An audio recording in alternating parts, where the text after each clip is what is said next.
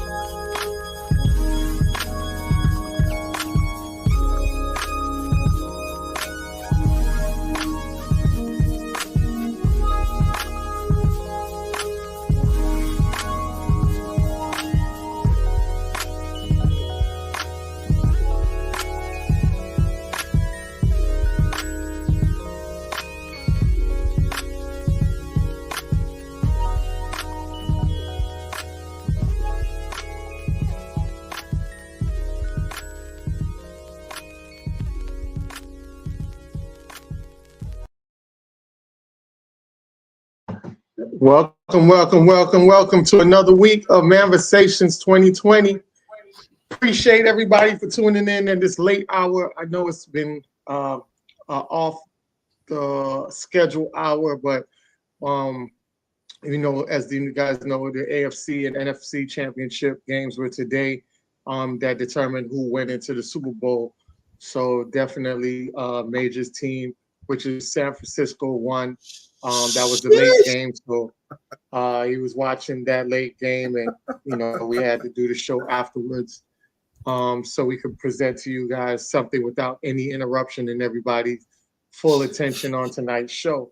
So that's one of the reasons why we had a late show today, which, as you guys know, football only comes a certain time of the year. So we make adjustments around that time of the year because the fellas know that's where it's at. After that, we get into the golf and tennis, which is something that I don't get into, but I do other things during that time until football season start back again. It's major time of the year. Don't forget basketball. No, I'm not huge on basketball. Really? Okay. Yeah, because the thing about it, the reason why I like football more than basketball is the fact that football players really be in the game playing because they only have 17 games, now 18 games per season. So 17, right? Mm-hmm. Well, they extended an extra game for what? What was it? I thought they extended an extra game. Every team has a bye week. So they use that bye week. 17 has a bye week. Okay. Yeah, 17 and a bye week. That's the 18. Oh, 17 and a bye week. Okay. Right. So no, the reason they pretty much play on the field majority of the time. With basketball, a lot of times they sit, they play how many games they play?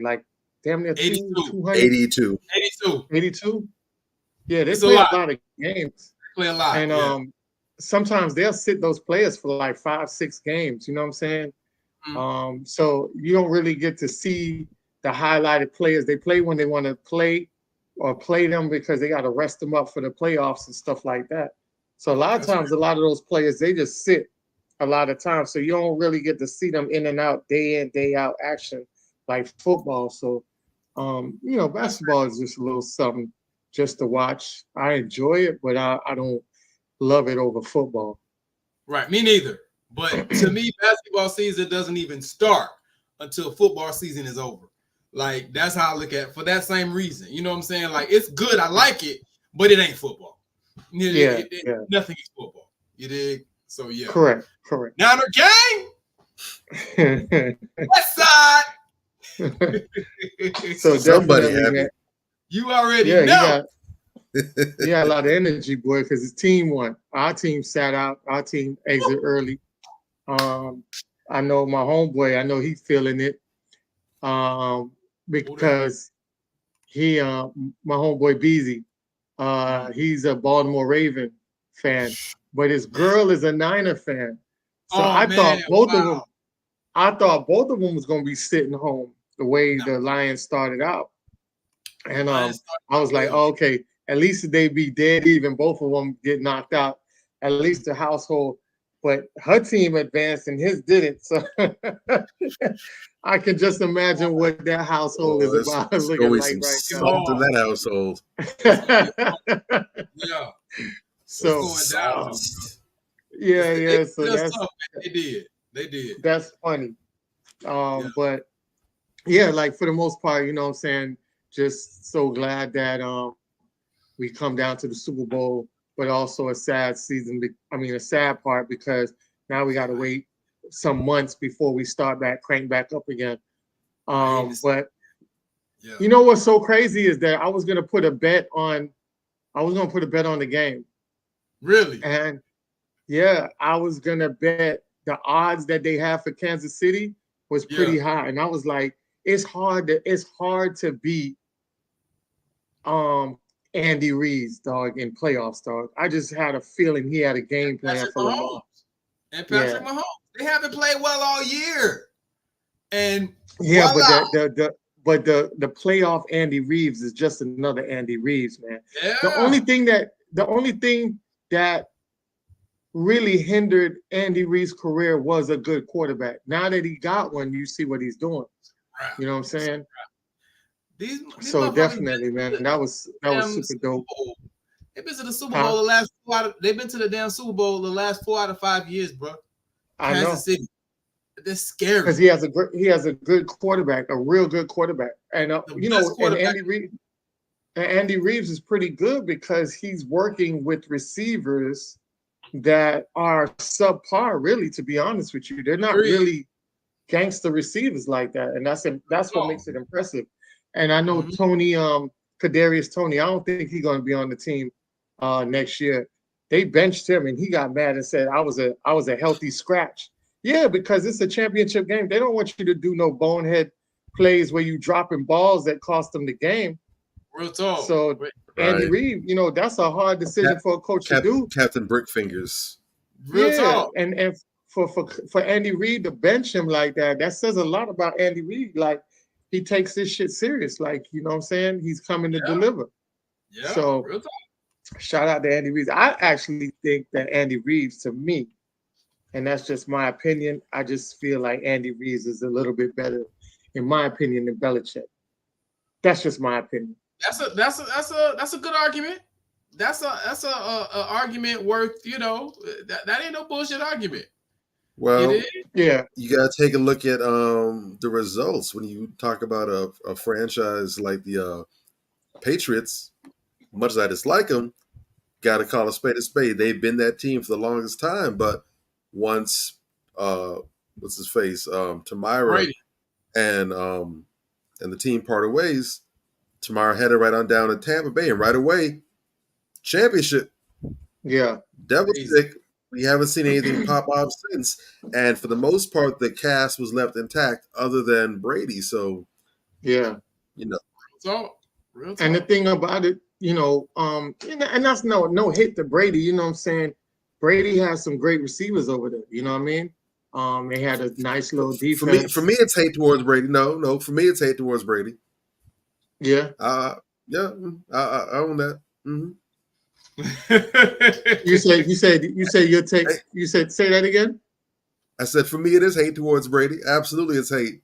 Mm-hmm. No. It's not hate against Brady. For me, it is. He said for him. What Clayton Bigsby said? If you got hate in your heart, let it out. No.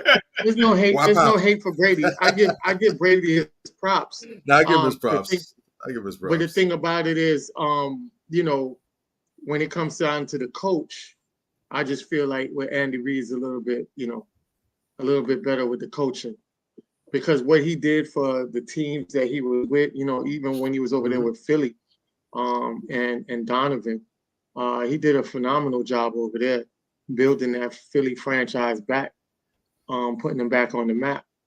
You know what I'm saying? He did a lot of great things that I think he doesn't get enough credit for, because he never had that A1 quarterback like that. You know what I mean?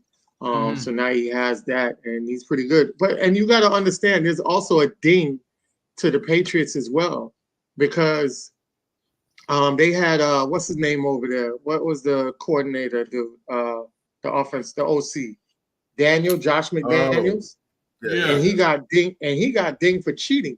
Remember when he was over there at New England, they got the Spygate. You remember that scandal came out? Then when he went to Denver, he got caught spying on people again. This is why I always put an asterisk next to Brady, the GOAT status or whatever. I know he is still great, but there's a little asterisk next to that shit, because that Deflategate and the other Spygate, too many scandals while he was all kind of gates. White picket gate, electronic gate, every gate. Joe Montana never had scandals. Bill Gates, all them gates. Montana never had them scandals, so But yeah, let's get it. Let's get Definitely. it. All right. So tonight's show, I definitely wanted to break down tonight's show as far as off the gate, off rip. I wanted to show you guys the flyer that we had, because a lot of people looked at the flyer and thought one thing of the flyer. They thought we were they thought that I aligned that these women up based on solely who these women are. And I use these women strategically because these women represent 3 sectors of the women population. So the sexy reds are really like the low grade, low energy, ratchet women that we have in our society. Tia Mowry is more of the confused woman, like the woman that has the image where she wants to push the image out there that she's godly, she's walking in faith and doing this and doing that. And then on the back end of it, she really wants to be out here twerking, shaking her ass, getting down with the raunchy women, the sexy red. She wants that. She wants that type of energy, but she's trying to keep it quote unquote Christian for the public.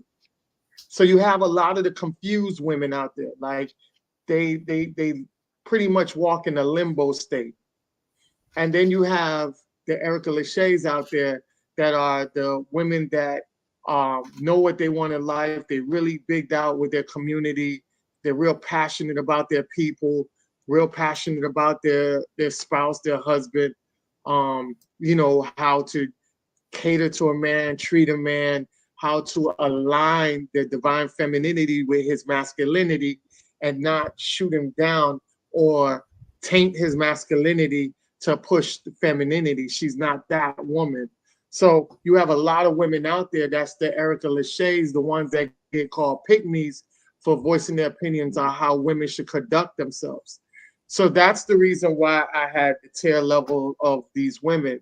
So you can see it's not isolated on the individuals themselves. It's more of the representation of what these women exude publicly is a lot of times aligned with the three different phases of women that we have out there.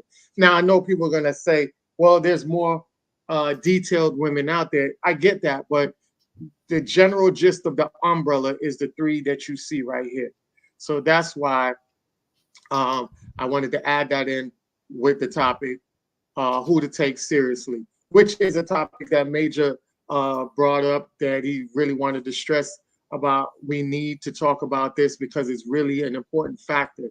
So with that being said, I'm definitely gonna flip it over to Major real quick so he can expand more on who to take seriously and what that topic is about and how that came about. Real talk. What's up? What's up? What's up, everybody out there? Bang, bang, Niner gang. We in the building. You dig? We going to the Super Bowl first off. You dig? Niner gang? Okay. Okay. Now we got that out the way. You know what I'm saying? We can talk a little bit. You know, and actually that goes right along with the topic of who you should and who you shouldn't take seriously. Because even in the playoffs, there were certain teams that I said from jump, these motherfuckers, they ain't serious. They're not going anywhere. You understand what I'm saying? Like certain teams, you know they're gonna be out in the first round. And you know what I'm saying? When you tell people this, oh man, you just hate, no, you just be no, man. I'm watching how they play. You understand what I'm saying? And it applies to other instances, but we're talking about this in a relationship capacity, right? So in a relationship capacity, a dating capacity, and in just a general speaking about carriage and the way that people carry themselves. You understand what I'm saying? You have certain people that I had to learn this over the past couple of years that are just not worth your damn time. We know some of them personally. You know, we know some of them personally. I posted about this earlier this week. Somebody like, I know just so you talk about that. No, I can't say that because it applies to so many people. A lot of people, you know, they're just there for the attention, for the clout. You know what I'm saying? To try to sell you some shit. You know, to try to big themselves up and make a name for themselves. You know, a lot of these people are con artists. Like shout out Derek Jackson. You understand what I'm saying? Shout out Stormy Wellington. Yeah. These people don't mean you any well in a dating and relationship capacity, or, you know, even to boil it down further on how to improve myself so that I can attract better people, better energy, and have a better overall life result capacity. Correct. They don't mean any well. They're just talking, flying by the seat of their pants, and they're just opportunists, really, at the end of the day. You know, and a lot of these people you really just can't take seriously. And so, you know, you and I had this conversation, and you know, some people, you know, that you just decided, you know, I'm not even gonna comment. I'm not even gonna say that no more because they just don't know what the fuck they're talking about or what they're doing. You know what I'm saying? And it's like, okay, you know, God bless you. Hope everything's cool, whatever. But, you know, and some people, you know, they unfortunately, there's a whole cottage industry of people who go out there, have no clue what they're talking about, are giving horrible advice, and they're making big money off of it. Like I said, your Derek Jacksons, your Stormy Wellingtons, and some other people, that are in that vein. So it's great, that you speak on, the different tiers of people, you really just can't take seriously, and or that you can. Now, you want to get into the type of qualities that, tell you, that inform whether or not you take some of these people seriously. Erica Lachey is probably one of the baddest and sharpest young sisters out here. And what I notice is very interesting. Women, for all the stuff that women talk about, oh, women don't get proper representation and men don't respect the women's whatever for their intellectual prowess and all this shit. Most of Erica Lachey's followers and people who repost her are men. You understand? Are men. You dig? And so my thing is, if y'all want this representation so bad and y'all want men to respect your mind so bad, because there are intelligent sisters out there. They're very sharp sisters with good ideas, sisters with good hearts, so forth and so on. But they don't support other sisters that are like them. They don't. You know what I'm saying? They really don't. You look at, the other two, Tia Mowry, who you can't take seriously, Sexy Red, who you can't take seriously. And their audiences are overwhelmingly female. You understand what I'm saying? So, sisters, we love you, but you're going to have to start showing some consistency, because Black female representation is at its worst that it's been in about a good 50 years. You know what I'm saying? And the people who are fueling it by giving their energy and their dollars and their attention and their concert attendance, what have you, to these imbeciles are Black women. It's very troubling, and then even the men, who are exploitive. And, I hate to keep harping on Derek Jackson, but he's such a good example. You know what I'm saying? Because he's a straight up con man, and he's been proven to be a total fraud, and he still has millions of followers. Just dumb as a box of rocks. You know what I'm saying? So yeah, y'all gotta tighten up, sisters. You know what I'm saying? And really show some consistency and show these sisters who are representing you well the type of love that they need in order for them, to flourish out here. You know what I'm saying? Because they don't get it. They really don't. I want to see more of that. And same with brothers, because we push back like hell against the Derek Jacksons of the world. We push back hard as hell. You know what I'm saying? Because they're a total fraud. So once again, we're seeing this, this duality where the men, and I'm not saying that men are perfect by any means or that we don't have things we need to work on, but the men are holding these bullshit dudes accountable. And the women are making excuses for these bullshit women and coddling them. Shout out to him, Sexy Red, as per the flyer. I'm just saying, you hit that one out the park. Yeah. So I'll land my plane there. I know Bob coming with the thunder, but I mean, bro, it's real. Now the gang. Okay, go ahead, Bob. Hey, he is killing me every time he shouts that squad out. No, but I mean, you did a masterful job of putting it all together in one package and toss a nice little gift bow on it. Okay. Only couple things. All I want to do is I don't want to think everyone was said. I just want to toss some seasoning on it, just a couple little spices on it. I would say that where you have it, your Sexy Reds and your Erica Lachey's, again, not saying that these are the captains of the flagships. We're just saying that these are representatives. These are, if you blindfold yourself and throw a dart in the huddle, it just randomly lands on these individuals. Yeah. You would have your Erica Lachey on one side of the spectrum and your Sexy Red on the other. These are two individuals that have diametrically opposed views and perceptions and how they carry and conduct themselves and what they represent and stand for. I don't think if you were stone cold drunk, high out your mind of Pluto, and in a near-death comatose state, that you could possibly get either of the two mixed or confused in terms of who stands for what and where they are, or if they're in alignment with each other. That's straight up oil and water. On your worst day, you ain't get that confused. Right. What's interesting, and I think for the purposes of this conversation, is the Tia Mowry class. And I would Mm, suggest that you have more of your Tia Mowrys than you have of your Erica Lachey's or of your Sexy Reds, because Tia Mowry, to me, in my estimate, Tia Mowry represents the confused woman, the woman Agree. that's not mm, sure which way she needs to go. Oftentimes, it's a result of background and upbringing. Sometimes it's a case of a pivotal moment in life. For example, Tia Mowry would say that it would be the divorce. And then this whole concept of I'm going to do something that's radically different from what I've been doing. Who am I now? How do I move? How do I behave? Because for the most part, and of course, we don't know this woman in depth like that. I mean, we've seen her on television since she was a child, but this is really the first time, as far as I'm aware, that we're actually seeing her more on a personal side of the game. So she could have been this person the whole time. mm, But let's assume that who we're seeing now is a result of her trying to find herself after a divorce.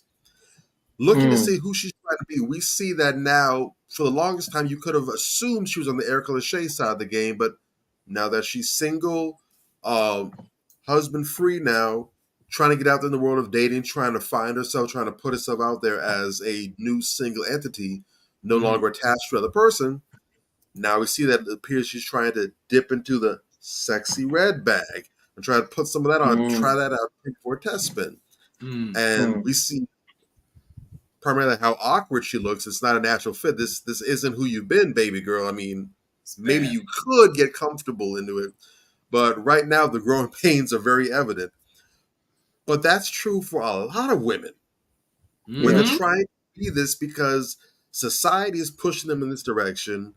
Right now, these Sexy Reds are the current pole bearers for the girl gang.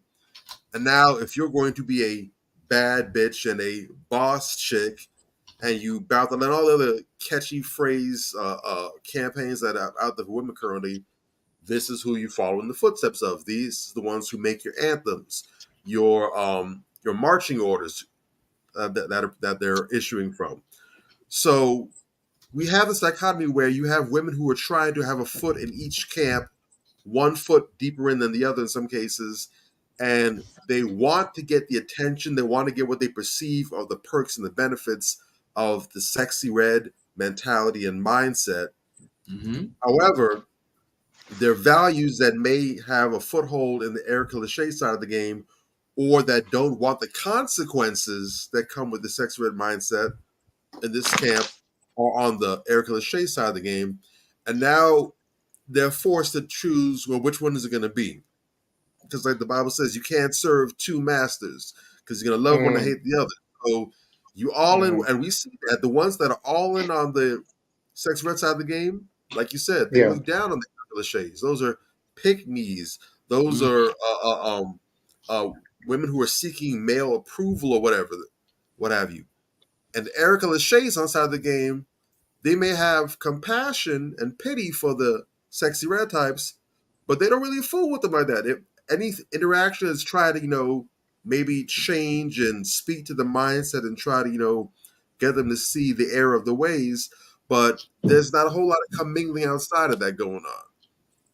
So Yeah. these women are in a tug of war who are on the Tia Mowry camp trying to figure out, well, which one is it going to be?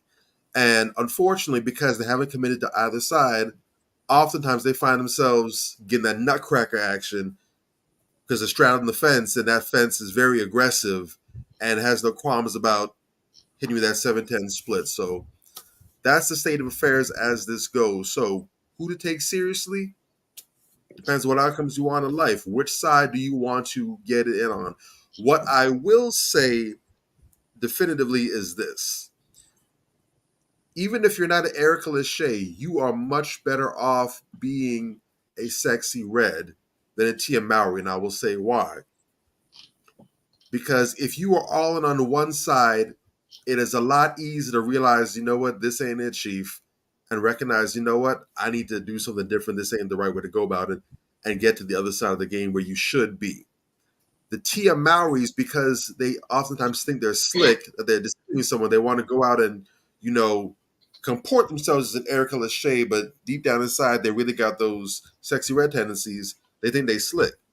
Mhm. They think they get the best of both worlds. They thinking I can get all the benefits from over here while still retaining my image, still Mhm. retaining my advantages over here. And ultimately, when it's time to pay the piper, they end up losing out on both.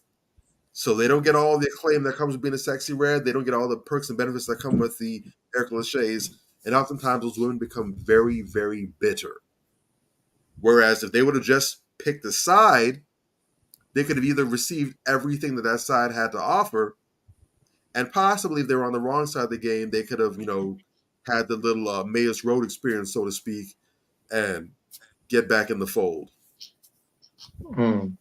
Yeah, real talk. No Definitely. lies detected, sir. No lies detected. We'll see. I think that a lot of times with the Bang, bang, Niner gang! so I think with a lot of the times, the confused women is real dangerous out here because if you have a man that is aligned with this woman and figures that this might be a woman that he wants to continue life with because she portrays one way, and then he might get married to her, and then it's another side, and then now, a lot of women that do that, and then they'll force your hand to say, well, as a man, you're supposed to support me, and he's like, I didn't sign up for what you want me to support. You portray one side and then flipped it on the other side. And I think a lot of women do that. And that also is one of the things that I talked about with women when they talk about this whole men and women as far as the providing and being submissive and things like that. And a lot of times men have issues with these women because these women will sit back and play a modern role, right? And if you have a man that wants a modern woman and links with the modern woman, now they get together. And then once they get together in that modern role, he's a modern man that doesn't mind a modern woman. And they cool with that. And then a lot of times these women will be like, well, I want to be traditional now. But the thing about it is you went into the game knowing that he wanted a modern woman because maybe, he probably doesn't want to be the traditional man. Now you want to be this traditional woman because you see a lot of your girls, homegirls, they are being traditional and they are the ones, getting a different type of lifestyle that you feel that you want to enjoy and experience yourself. And that also creates a rift into relationships as well. I know a lot of times we talk about money, but a lot of times a lot of the rifts come from the unaligned ideology that you guys don't line up equally on the same level. And I think when you guys are unequally lined up, that causes a big rift. You don't have to be lined up perfectly, but you have to be on the same wavelength if that's what you're doing to progress into building a family, into getting on to the next level. You have to be on the same page. And in order to be on the same page, you have to be lined up. And I think that's one of the biggest things. And I tell guys all the time, you need to ask what type of woman does this woman want to be? Is she a modern woman or is she a what do you call it? A traditional woman. Yeah.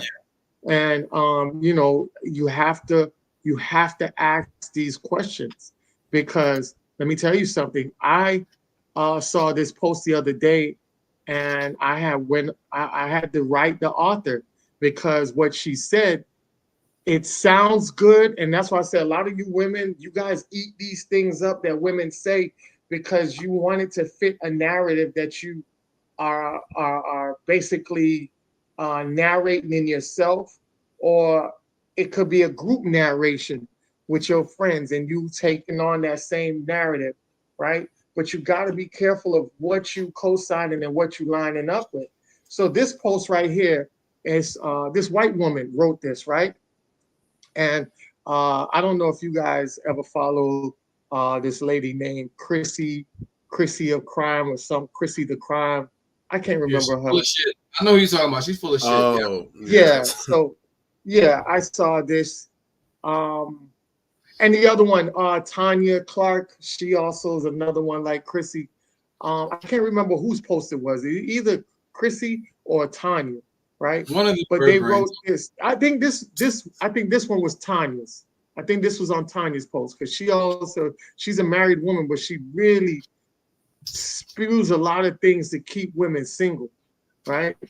And this was on her post. She reposted this, and it says, good relationships don't exist unless a man is paying all of your bills.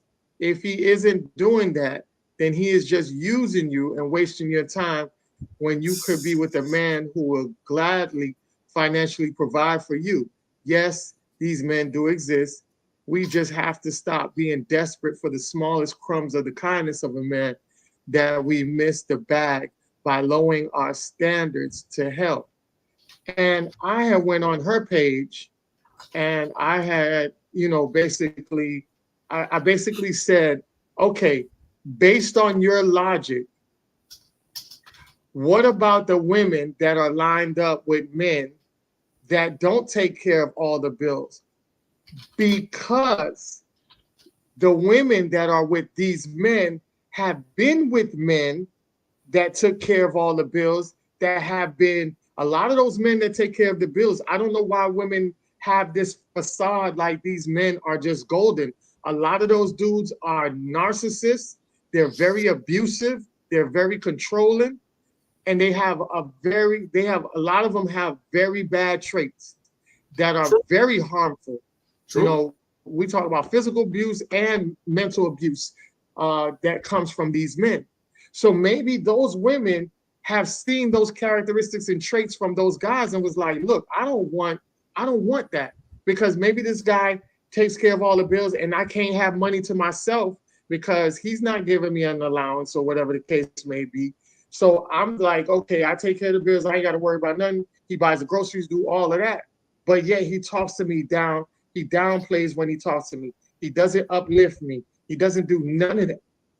That stuff is like living in hell. So some women get out of that situation. And a lot of times when people get the trauma, based on the trauma that they receive, a lot of times they go to polar opposite, right? They'll go from one extreme to the next because they don't want to be nowhere near what they left, and that happens a lot to Black men and Black women who have bad experiences with Black opposite sex genders, and they go to the polar opposite and date outside of their race, and they will never date back in their race again, and they would talk shit in the whole process of being with other races of people. So we can see the polar opposite happen in all aspects when people have different traumas that they go through that are very extreme. So I said, if she dealt with a guy like that, and now she's dealing with a guy who they basically break down bills, and it's not 50-50. Sometimes it could be he pays 80% of the bills, she pays 20. I don't know why people act like relationships aren't, a man takes care of the mortgage, the car notes and all that, and the woman takes care of the light bill and the groceries. Like, we don't have perfect relationships that operate like that. Everything isn't taken care of by the man. There are some things that women do. And I told her, I said, hey, a lot of times these women also want to, when they are in a situation where they had no control, they feel like they weren't desired in that relationship, they also get in this relationship and they feel value now, because now they're contributing to the household. They feel like, me paying the light bill, that is me being a part of a system. Me cooking and buying the groceries, now I feel like my love is transferred into the meal that goes to my family. So a lot of times these women are embraced by the way that they do things, and they feel wanted. They feel like they they are appreciated, you know what I'm saying, than they were before. So I said a lot of times you can't go by what you feel, that if you are a person that is somebody's not paying all your bills, that doesn't mean you're not in a good relationship. That's bullshit. Because you could be somebody paying your bills and be in a effed up relationship, living in the nightmares, and you could be with somebody else and doing whatever percentage of shares of the bills and live a wonderful life. You know what I'm saying? So I wrote that and I ain't getting no reply back. And I know she's not going to reply back because logics. This is why I tell you, whenever you're dealing with somebody, all you got to do is just deal with it from a logical standpoint. If you spew logics based on these people that have so much vitriol, even with racists, I deal logics with racists, and that makes them so mad. And I could give you a situation that I deal with a racist and combat them in a logical way that just drives them nuts, where they block me on social media. And racists will sit back and say, Black people have the highest crime rate in population. I mean, they have the highest crime rate, right? And they'll say, oh, it's based on population, because that's really what the crime rate is. It's the crime rate versus the 13%. And then their crime rate versus the 67%, right? That's in their population. So if you have a bigger number, even though they kill more people than Black people, because they have a bigger number, the percentage is now lower. So I say to them, I said, okay, so if by your logics, if you feel that our crime is a lot worse because the percentage of it based on our population, right? You feel that way. They say, yeah. I said, okay, then tell me about police brutality, right? So you have police officers that kill Black people at a high rate. Now, based on the population, right? Because police officers kill white folks too. But based on the population, the Black people being killed by police officers is way higher. So if you can point out fingers based on percentage that our crime is higher, and you have a problem with that, and you want us to fix that, then when we're being killed by police officers at a higher rate, then why aren't you out here campaigning for that to be fixed? You see what I'm saying? They block me. Of course they do. Logic. That shows your biasness. Right. You feel me? I'm glad you said that. I'm glad you said that. There are some people now. I don't know if were you done? Mm-hmm. Okay. I'm glad you said that, because similarly to you, there are some people now where straight up, the reason that I just don't take anything that they say seriously, not just me, a lot of people, that they know and their supposed little following don't take them seriously anymore, is because of their biases. You know, you can't be a broker, an honest broker of male, female involvements when, all of your bias is towards one gender. You know, you're always coddling women. You're always caping for women, making up excuses for women. Nobody can take you seriously. People know you full of shit. You understand what I'm saying? And then when they examine your personal life, they really know you full of shit. You understand what I'm saying? For some of these people, it's quite a few of them. If we keep it at a buck, you know what I'm saying? You got people out here literally writing relationship books, about how to have successful, fruitful relationships that got bodies all over the place, to the point where they got to date niggas from other states because they face is so dirty down here. Who you gonna help? Then when I start getting at you and you think I'm about to put you out there, you run off the post and block a nigga. You dig? Because I'm good for it. You know what I'm saying? And people keep playing. You dig? And it's gonna get ugly with some other people that think they, bruh, what is wrong with you?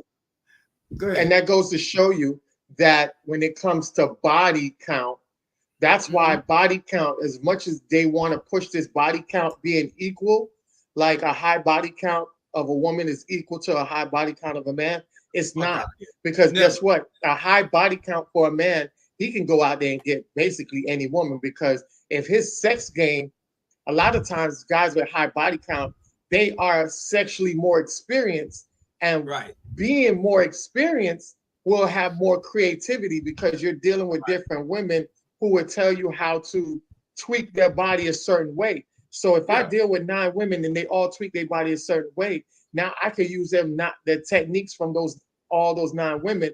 And I'm on that 10th woman, she's like, yo, this dude's sex game is phenomenal. But then you got a woman who's out here who is racking up counts. Now you're hitting 9 different dudes. And guess what? Part of the 9 different dudes, you might have hit a cousin or one of the ex dude's friends. Now it's going back around like, yo, this girl is running through niggas. And that's why you have a lot of these women, and I know some of them personal. They can't deal with people. They can't deal with individuals down here in South Florida. They have to deal with people outside of the state or up the road. Yeah. Or they got to get a dusty ass dude that ain't got shit. You did? Yeah. Because a lot of these dirty. Yeah, a lot of these women either come. Yeah, a lot of these women travel down. They be like, "Yo, I'm new to the city down here in Miami," but yeah, you just came from Chicago where dudes was over there banging you left and right on film. But you come down to this area, nobody knows you, so you get a fresh start.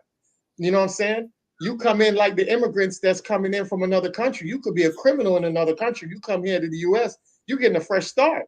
Yeah, and that's what a lot of these women have to do. They have to go into different cities and start over. Why do you think a lot of these women have been running to Atlanta and running to Houston?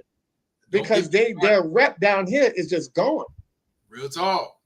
And let me tell you something, bro. Like, let me just get back, because I really want to dial down on what you just said. You just said a lot, right? I want to talk about, just go back just a little bit, right? Yeah. The part where you were talking about, you know, Tia Mowry and all that type of stuff. I want to point out that Tia Mowry is not an anomaly. There's this whole weird energy of women who have been good girls all their lives and respectful and respected and looked up to because of their good girl image. It started with Halle Berry, if we go keep it a buck, right? Yeah. And then at some point in their career, you know, they just decided, oh, fuck it. You know, I'm going to just hoe it out. You know what I'm saying? Like, Halle Berry had no smudges on her record whatsoever. One day I look up in Swordfish and she got her titties out. You Halle Berry. You don't need to do this shit. You understand what I'm saying? Halle Berry, and then, you know, of course, she got her Oscar after she let the white man pop her, to quote the great Negro poet Jadakiss. That's when she got her Oscar, right? Yeah. She sold her soul and she got her Oscar. That's just how it works, right? But it's a whole host of women who have done the Tia Mowry shuffle. You got Megan Good, you got Jenny May, you got Nicole Irie Parker, you got Gabrielle Union, you got Jada Pinkett Smith. Remember when she first got married, she was Miss Goody Two Shoes, butter wouldn't melt in her mouth. Yeah.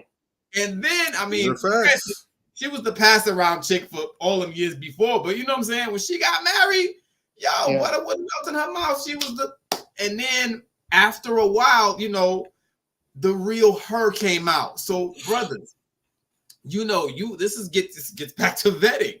I always talk about this, because if you really vet that woman in your heart of hearts and you vet her properly, you know what you got. Correct. You did. One of the first things that I did when I met my wife, one of the most important things that I did is I watched her ass for about a half hour, 40 minutes before I said anything to her.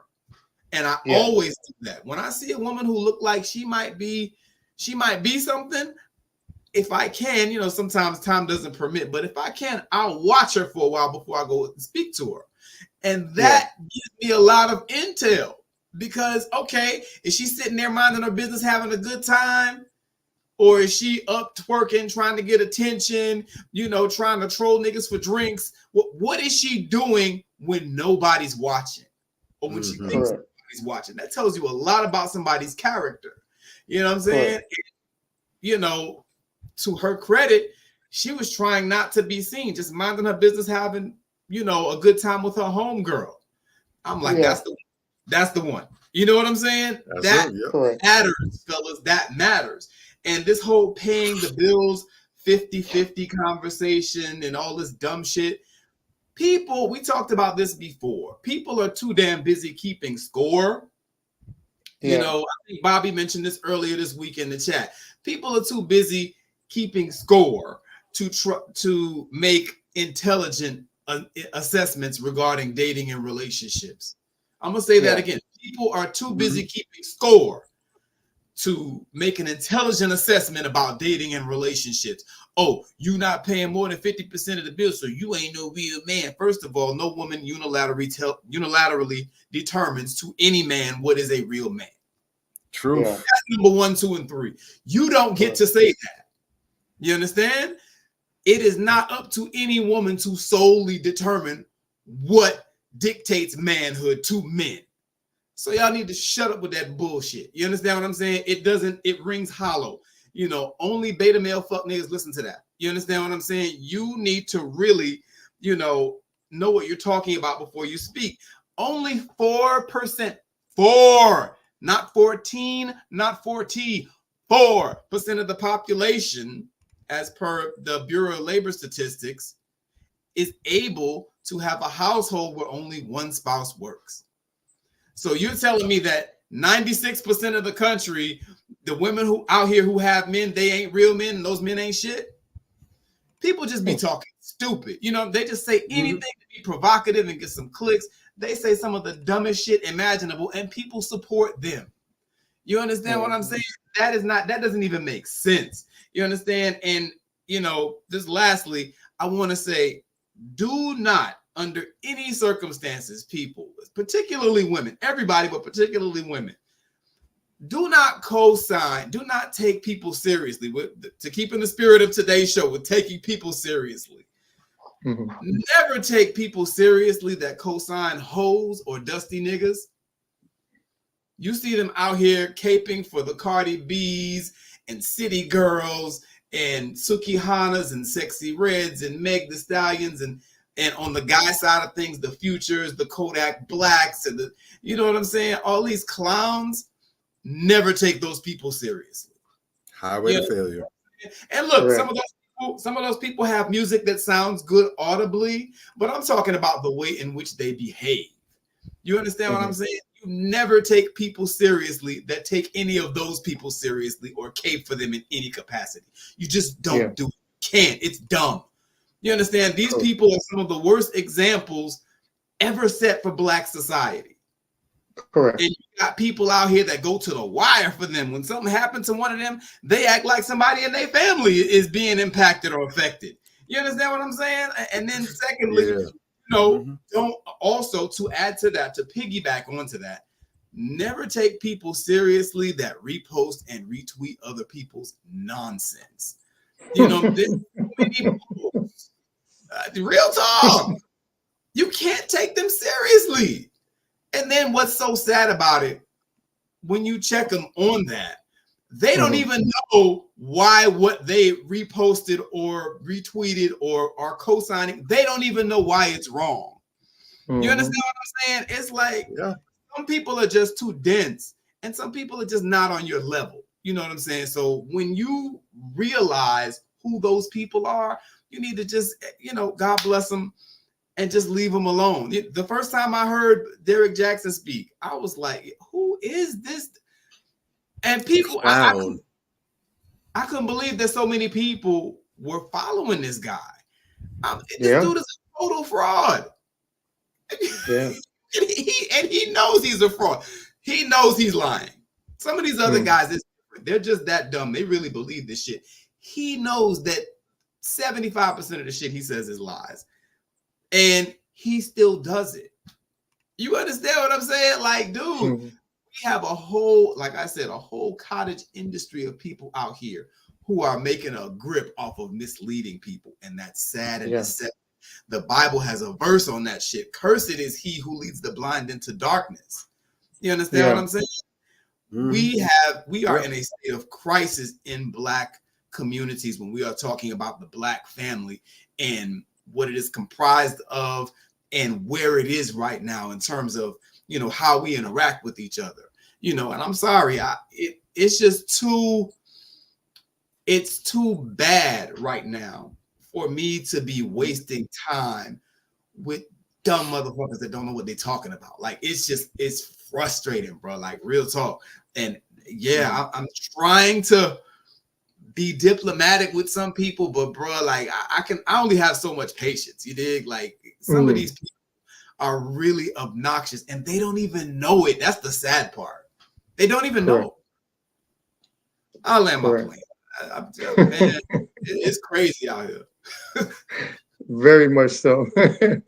I did see a post that both of you guys co-signed, and I want to address Bobby's post first that he co-signed, and he can give us more in detail of why he co-signed this post.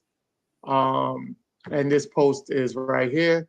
It was shared by a woman that he knows of, and she put this up, and he said, you know what, check this out. So I checked it out. I said, all right, cool. You know what, we're going to throw it up on the show and have a dialogue about this. And she says, don't beat me up, but I believe men are more committed to staying in the relationship, and women are more committed to the relationship being enjoyable. To some degree, we believe and have been conditioned to believe relationships are supposed to be a fairy tale when it's not. We are disenchanted, unfortunately, and leave. Uncomfortable and leave, right? Note that uncomfortable is not the same as abused, harm, etc.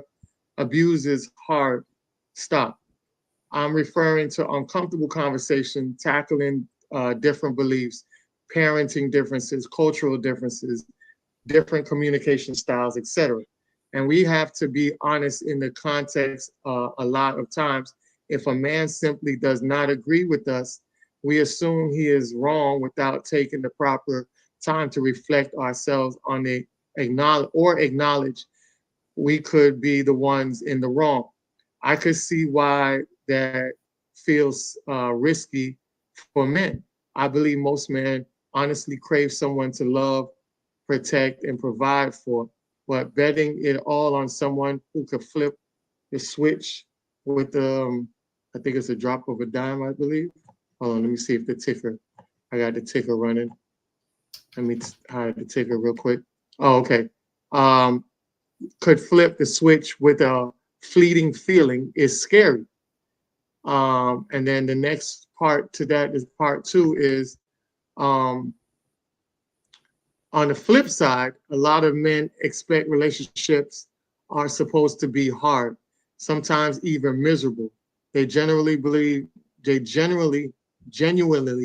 believe that that's just part of it, but they will let that part get really big instead of voicing their concerns or issues with their partner. They suffer in silence. They don't take the steps to enjoy the relationship or make it enjoyable. And to some degree, even resenting their partner for feeling like it should be enjoyable, because subconsciously they don't believe it has to be. It just has to last because they put all their eggs in one basket. Ain't no backup plan. Ain't no leaving, kind of like how men believe complaining about physical pain makes them weak. Their head could be hanging on by a thread and they would just tough it out. But the pain persists, doesn't get fixed, or he'll just suffer. But women today ain't going for that. We can get jobs and have bank accounts now. We are not finna be miserable with y'all. We would literally rather travel the world, eat good food, and die single with our 6 cats and 2 puppies. Some people got to give. Ladies need to acknowledge that healthy relationships that lead to genuine personal growth and development are hard and scary and complicated. Men need to realize that doesn't mean a toxic, abusive death row contract. The pain should feel like the swollen muscles after a workout, not a punch in the face. One of these you grow from, the other you have to heal from. So that's what she had wrote and posted out. And Bobby, you can break that down for us and let us know what grasped your attention to that post and what made you share that to us. Well, what initially drew my eye to it because I started reading through it, and again, I do know the person who was the original author of it. I saw the post shared by a friend of ours. Oh, okay. And when I started reading it, I was like, because more likely if it was on her page, I probably wouldn't have seen it because I usually don't see her post that often. Yeah, Every correct. once in a blue will pop up. But the other person I see their post frequently. And when I started reading it, I'm like, okay, I automatically expected it to be good because I have respect for this person. I know usually they post good, solid things. And I'm reading through it, I'm like, okay. And then when I saw who posted originally, I was like, she got hacked? Like, oh. I was like, damn. 2024, a lot of shit going interesting this year so far. Okay, cool. Again, props to where it came from, but that whole post, I think, did a masterful job, and it was long, it was lengthy, but it needed to be because I really believe that it perfectly encapsulated the state of relationships from the male and the female perspective as it exists. We've seen too many different examples. We could be here all night pointing out all the different examples over the years. We're just talking about Tia Mowry, Miss AKA I graduated from the relationship. We just had that the other day.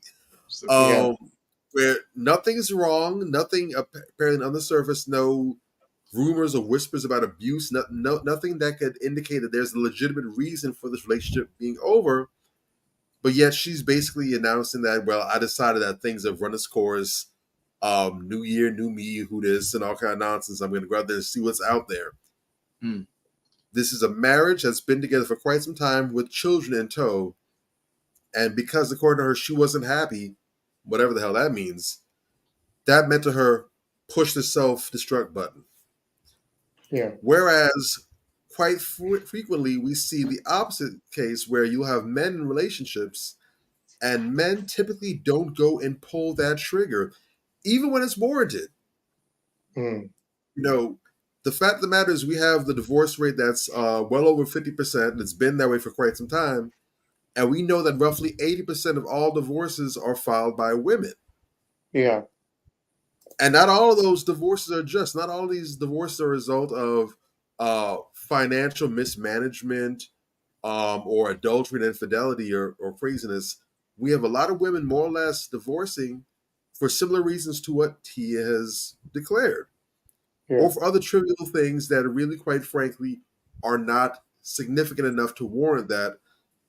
Issues that possibly could be resolved with some counseling, some couples therapy, or just by doing due diligence. A lot of times, let's be honest, how many times have we seen relationships that aren't marriages and people break up because they found out something that, honest to God, if you spent more than 6 months together and the bulk of the time wasn't all sexual related, you would have found out on your own. I didn't know he had 3 kids. You didn't know that? How long have we been talking? We've been talking for 4 weeks. And you thought that was long enough to find out.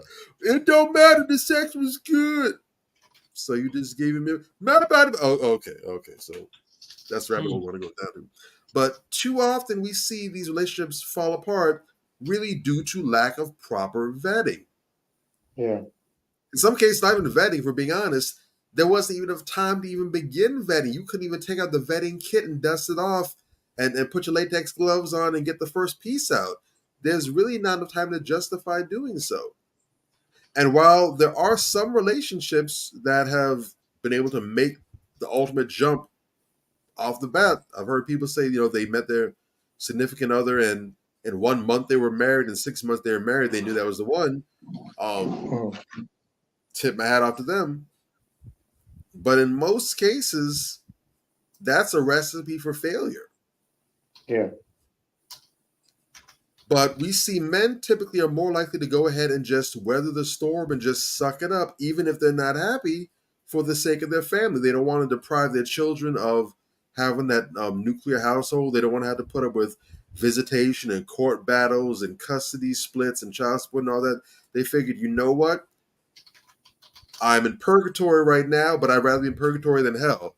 And they make that devil's bargain. Meanwhile, you have women that'll detonate everything, and consequence be damned, they'll take whatever comes their way. Mm-hmm. This has been an aspect that I think for the longest time has been ignored and really downplayed by women, where they'll try to make it out like it's not that bad just because men aren't filing more often. But I do see that now, even though that scale isn't tipping, what we're seeing is instead of men pushing more for divorce, we're seeing men more reluctant to get married, period. Correct. Well, in some cases, not getting married here. Thus, you have the rise of initiatives like the Passport Bros and all these other movements or what have you, the Save Yourselves Black Men or the Red Pill, other movements, where men are basically encouraging men to not get tied down. In some cases, I'm seeing them even going so far as to say, don't even have children, because the children can be used against you. They can be weaponized against you. They can be used to make your life hell by these women out here. So you have men that are being burned, and it's affecting the culture on this side where they're saying just either suck it up and deal with it or don't get into it at all. Whereas women have the mindset of, I'll get into it, and then it doesn't matter how deep I go in, I can always just, hit the self-destruct button and just merely walk away from it. Yeah. So I was very happy to see that this was expressed. And I did look on the original post and I saw some women trying to give some pushback, but she did a good job of redirecting them and really making them sit and think about it. Like, and really just lay it out for them. Like, no, that's what, and I'm surprised because again, these have been classic girl gang talking points for years. Yeah. Not through these social media streets. I've seen these conversations play out. I've seen the way women bandy and pretend that this isn't a thing. And she did a great job of redirecting and logically presenting the fallacies behind the arguments and really making the case that this is the way it is. So I feel it's an amazing post. It really does a good job of laying the situation out. And if men and women are serious about making a course correction, changing the state of relationships, changing the way women experience relationships, the way men experience relationships, and really creating a healthy stage at which to develop and evolve, I think that a post like that can go a long way because I thought it was very fair. It wasn't giving coverage to the men. It wasn't giving coverage to the women. It was simply matter-of-factly explaining this is the state of affairs. There were no sides being taken from what I saw. It was, this is it in black and white. This is it in black and white. So now you have the placemat.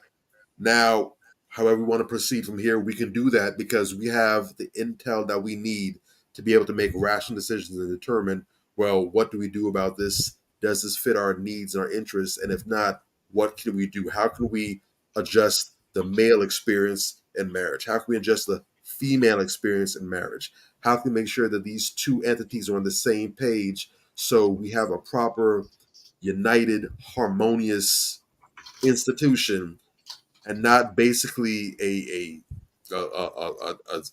death trap, something out of a Saw movie. Yeah, I agree. Yeah. You wanted to add on that, Major? Did you see the same thing that Bobby saw? Put it back up real quick. I kind of sort of agree with Bob on this. I didn't like it because I necessarily liked it. I liked it because when you like something, you see all the other comments and stuff that other people put on it. You know what I'm saying? And that's why I really liked it.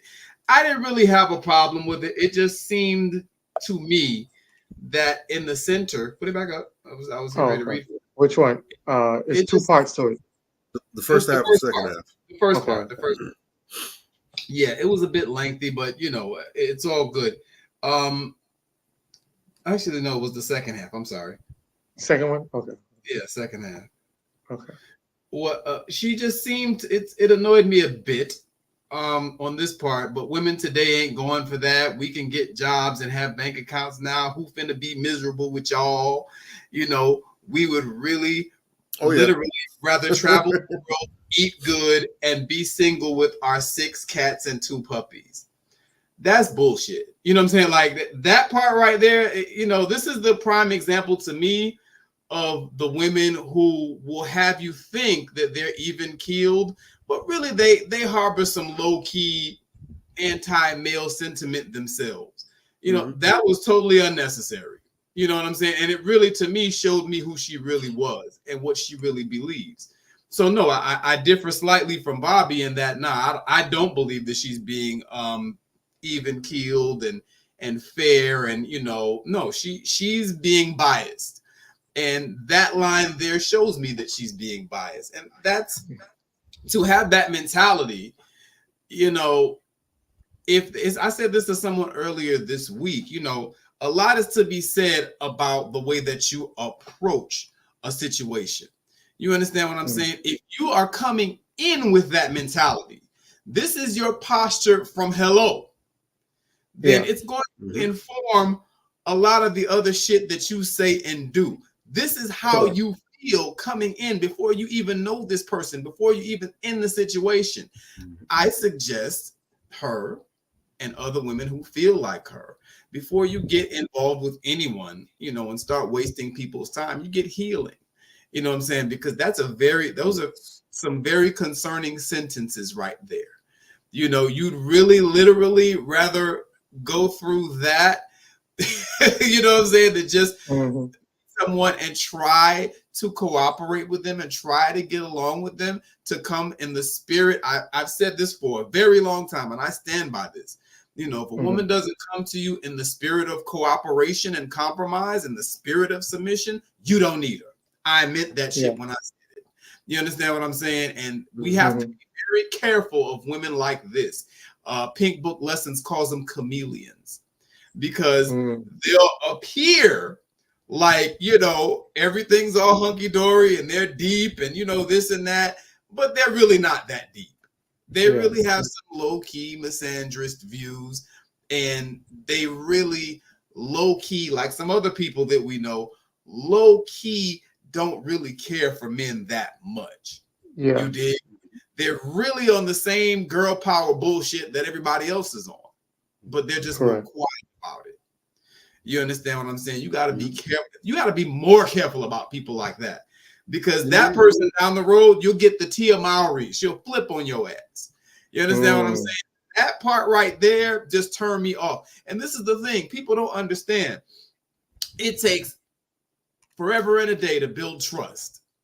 It takes one instance or 1 second to betray it. You understand what I'm saying? And when you got that type of thinking going in, I can tell already that you fucked up and you're going to betray my trust. You got to watch people like that. That's my take on it. I didn't like that at all. You know, she made some valid points in there. She made some very valid points. Like I said, this was growth. Yeah. Like I said, this was growth. I know some people like that. We go back. That's why I said I was surprised. And I saw, and even though, of course, I don't agree with that statement at all. Of course, you know, when I got it the first time, I rolled my eyes like, here we go. I knew it couldn't be. I knew we couldn't bat 100. I knew there was got to be some bullshit in there. Yeah. But however, at the same time, I still think it does have its place and it serves its purpose, where it serves as a snapshot into the mindset. I agree. That goes behind the kind of woman that, because if we're looking at it from the perspective of how men approach marriage these days versus how women approach marriage these days, that right there, even though it is disgusting, that is accurate. That's how they think. That is how the Tia Mowry thinks. That's how they think. Yeah. Isn't that what she did? I graduated. Yeah. I'm out here doing my best. I don't need all this, whatever. I don't need that to define me. That's the mindset we see on display. So it's ugly, but if we're looking at it for what it is and not as this is how it should be, we're just saying that this is the current state. Yeah. Not putting any metric, not saying it's good or bad, just saying this is what it is. Yeah. It works. But trust and believe that is the set, even though that might not have 100% been the purpose, the bias was there, but in this case, the buy still served its purpose. And again, this was growth. I was surprised to see That's this. insane. Let me tell you, there's some people like that on my thread. I don't know if you know London Black. You know London Yeah. Black. You're on my thread, right? Like I used to, I know you know. Don't call out Soul Bay. Don't be Soul Bay like that. Well, hey man, I'm just keeping That's hashtag Soul Bay. Shout out, she's grown a lot. She's grown a lot. I'm proud of her. You dig? Straight up, I was saying, you know what? Lowell even commented and gave her a compliment on something that she said this week. That's how Lowell is. If Lowell gave her a compliment on something she said, that's huge. Because she came from all the way on the other end. She was on the bullshit. And the more she started listening to us, even Anthony, and Anthony has a block, you know what I'm saying? But even Anthony, you know what I'm saying? Because she asked me to ask Ant to unblock her. Ant said no. Whatever. You know what I'm saying? Anthony's gangster like that. Look, yeah, I'm not.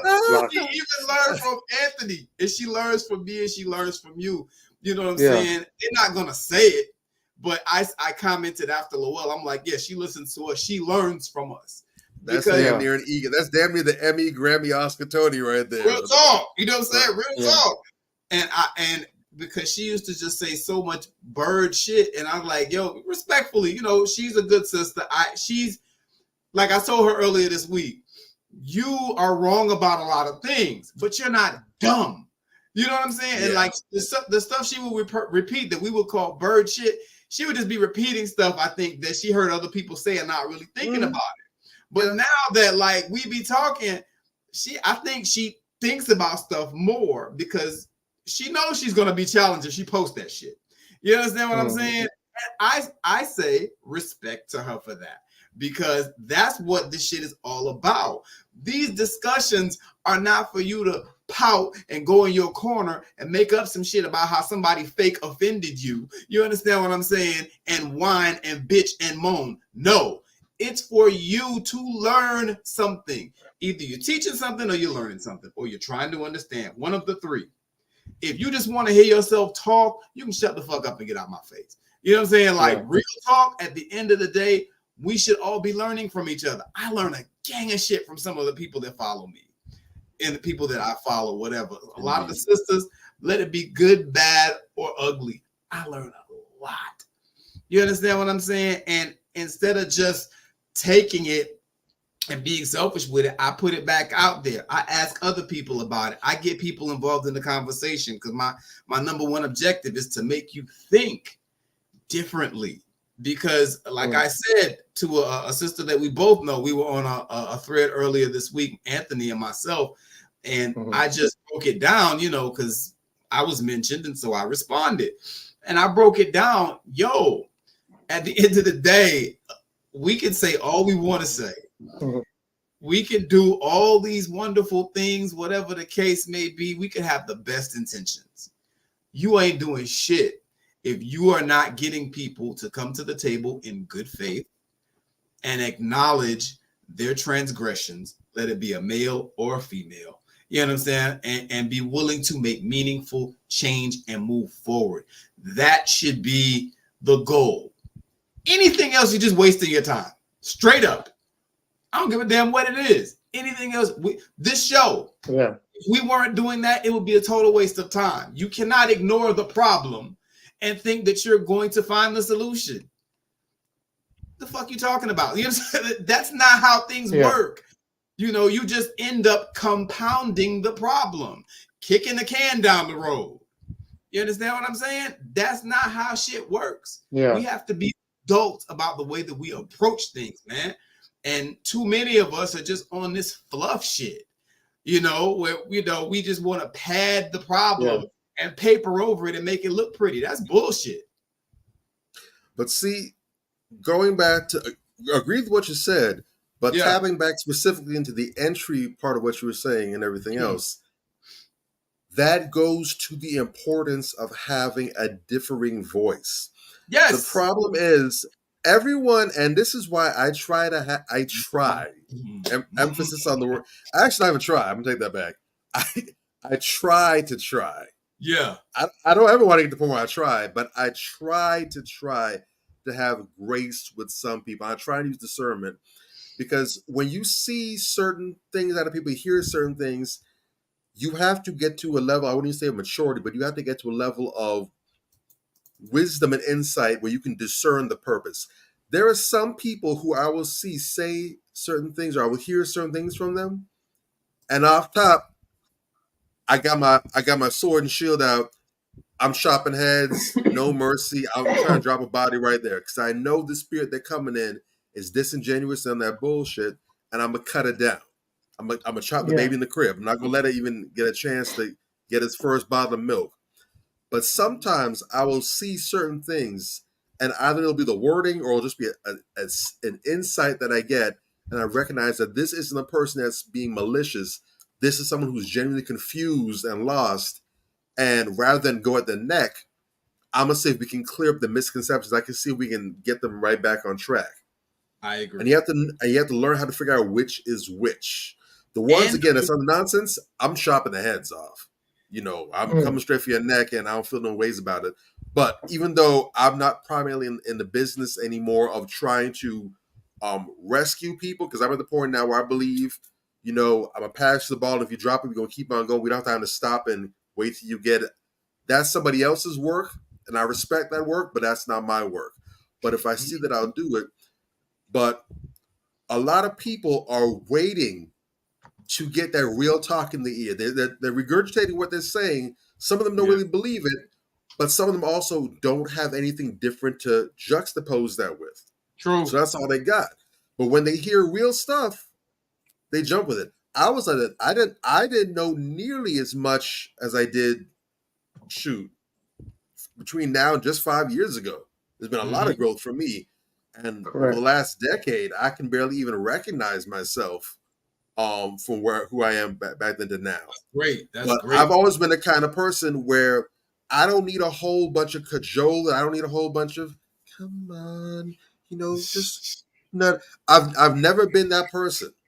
Right. I've always had a curious mind. I've always been intelligent, and I've always had an ability to critically think. So if I hear new information and I recognize, oh, this is what it's on, I jump right on it.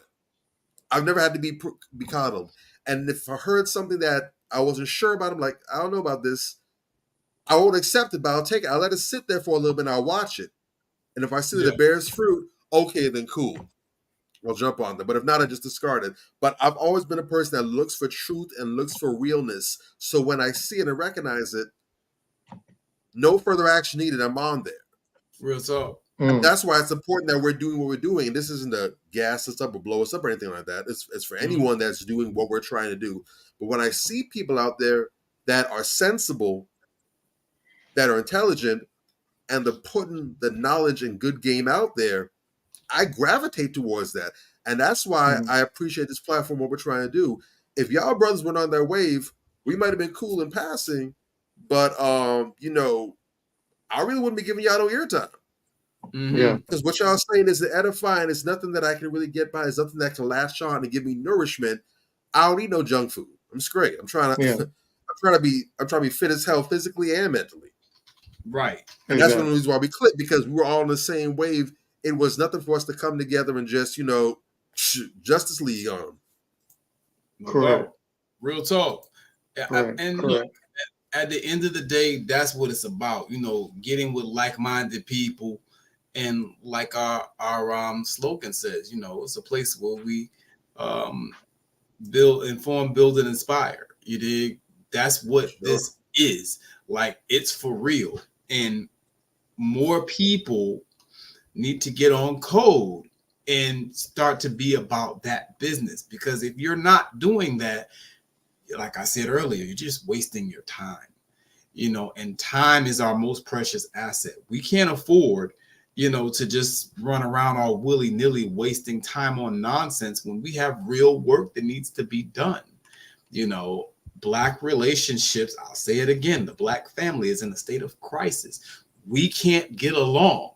Most of our families are splinter families, man. And splinter families don't work. Not to say that they can't work, but I think we have a large enough sample size, you know what I'm saying, where we can say definitively they don't work. Yeah. And so we need to get back in the business of producing solid, healthy nuclear families. That's what it's about.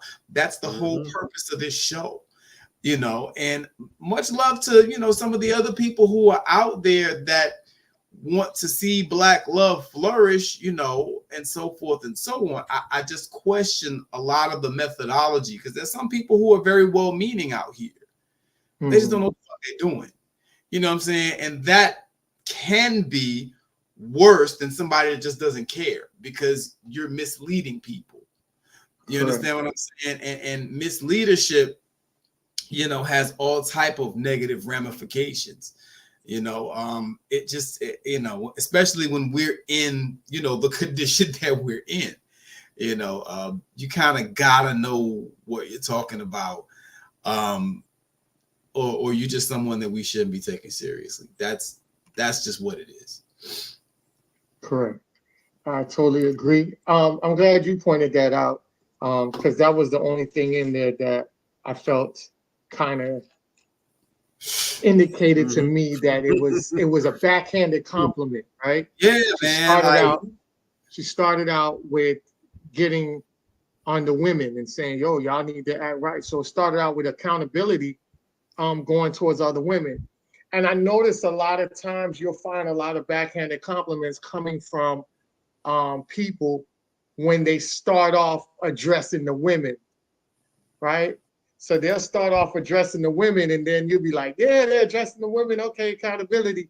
And then they say, all right, on the flip side, you niggas gotta do this, and then niggas, we don't need you in this, because you wanna, what you wanna do is you basically wanna throw you wanna throw women under the bus. But when you're throwing them under the bus, you're also you're also lifting the bus up, you're lifting the shocks up a bit. So when you throw them under the bus, they're not getting crushed. You're just literally throwing them under the bus unharmed. But when it comes to the men, now you're lowering the shocks. Yeah. So when you throw us under the bus, we're getting crushed. But to the audience, it looks like you're throwing both genders under the bus. You get what I'm saying? That's a tactic. That's called appeasement. Yes. You know, you're appeasing the scoundrels. That's what you're doing at the end of the day. Exactly. So that way you can never get the backlash. You're trying to avoid the backlash, because you'd be like, oh well, I get on the women too, you know, and we have mutual friends that do that a lot. And one thing that I don't really one thing that I really do for myself, I always tell people I lead by example. I don't tell you to go vote if I'm not voting. I don't tell you to mentor the children in the community if I'm not doing it. I don't tell you to go ahead and have love for your people if I don't have love for my people. And I've always stand on my morals and square from day one. That's why a lot of people follow me, because they like, yo, Ant, one thing about you, you solid as fuck. And one thing about you, another thing about you is they call me Mr. Receipts. And that says a lot when people can nickname you that. I even reposted a video that a friend of mine sent me, that it was a funny video of like, I guess it was some English guards, and you know, they walk in unison, right? And the way they were walking so slow, but they were stomping, and it was like, this is how, you know, you walk in when you have receipts. And the guy tagged me and said, yo, Ant, it's you.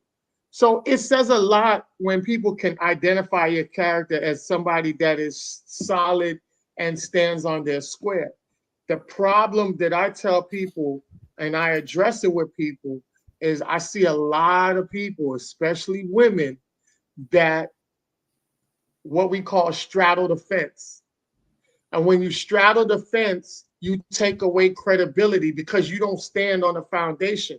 You straddle the fence because you don't want to step on one side of the fence, and then on the other side, you don't want to step on that side either. So you straddle the fence to keep neutral, but that hurts you in the long run, because people who will sit back and look at you looking for your type of leadership because you put yourself out there as a leader, or you presented yourself as that, and they're looking at you for a decisive role of where you stand on things, and you straddle the fence, people don't respect you. They don't take nothing that you. I've never seen somebody who straddled the fence get taken serious in life. Not one time. Ever.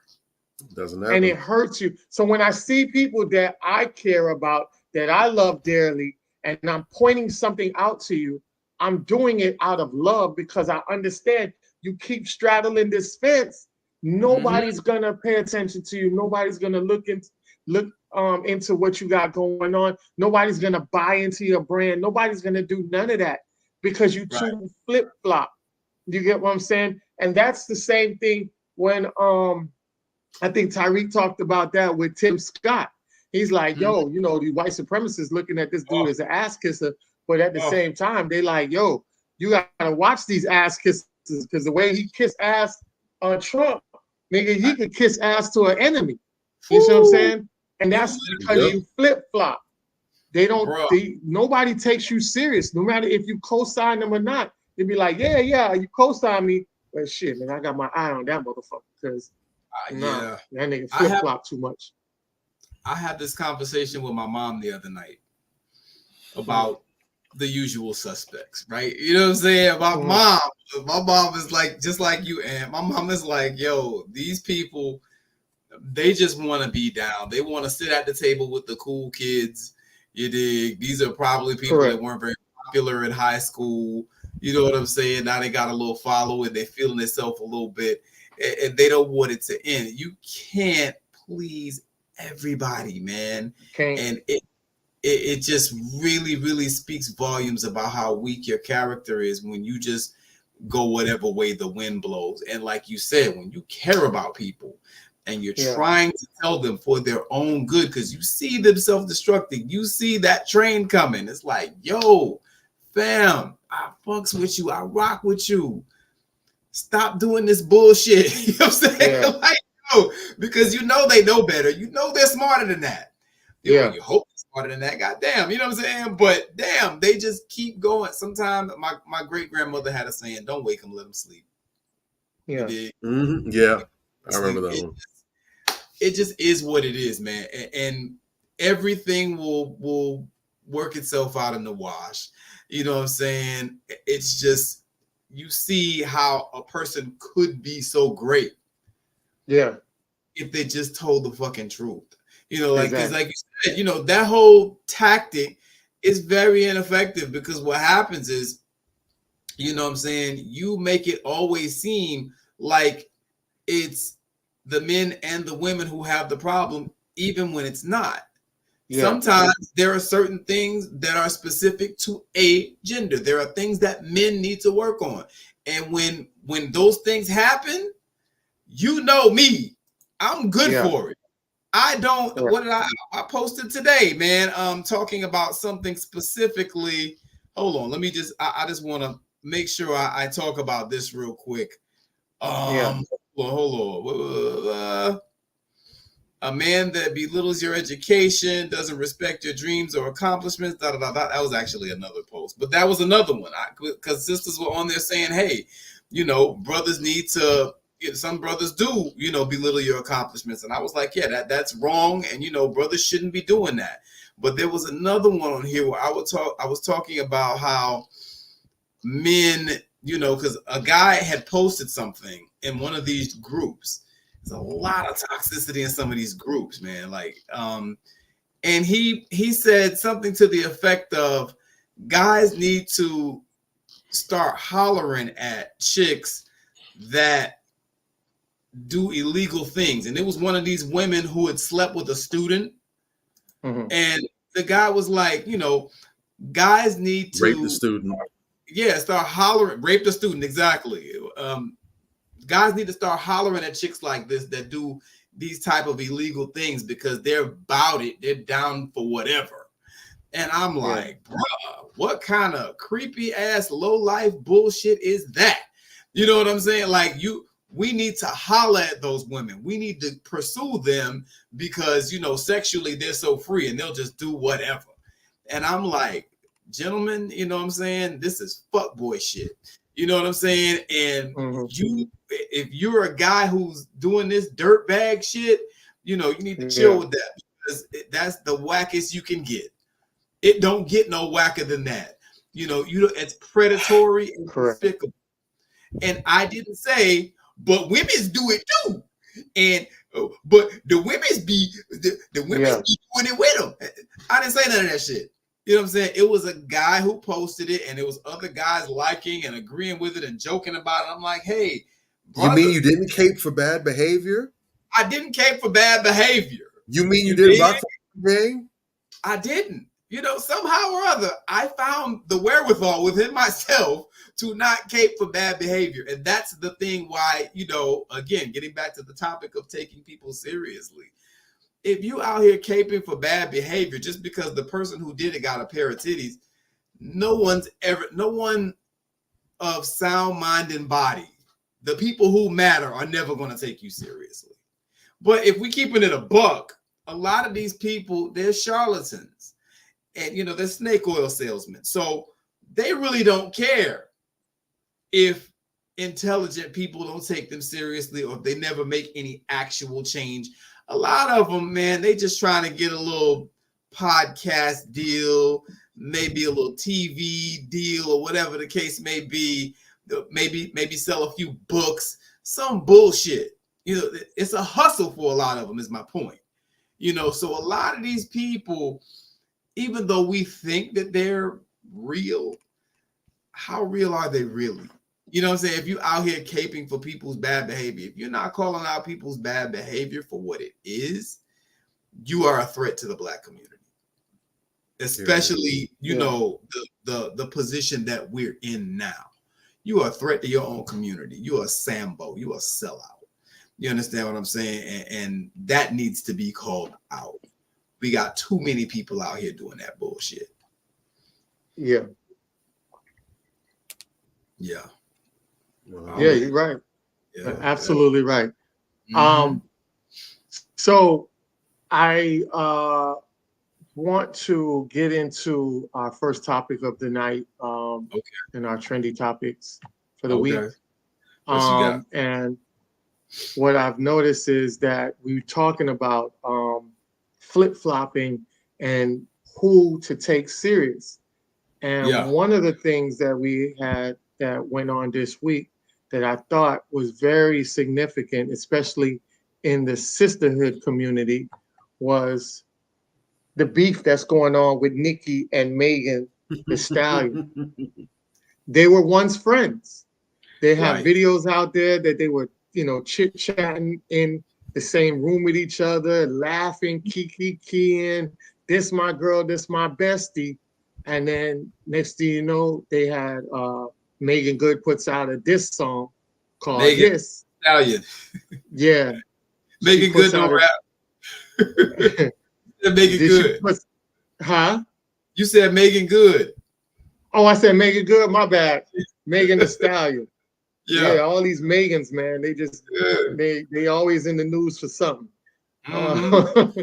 So Megan Thee Stallion had this diss record called Hits that she started sending shots at Nicki Minaj. Nicki Minaj is working on her song called Bigfoot. That's supposed to be a backlash to that. But what I wanted to say is that, a lot of the times these are reflection of how women, this is the vibe that a lot of women are. I know a lot of women who I've seen rock with each other heavy over the years, and then all of a sudden they don't even rock with each other no more.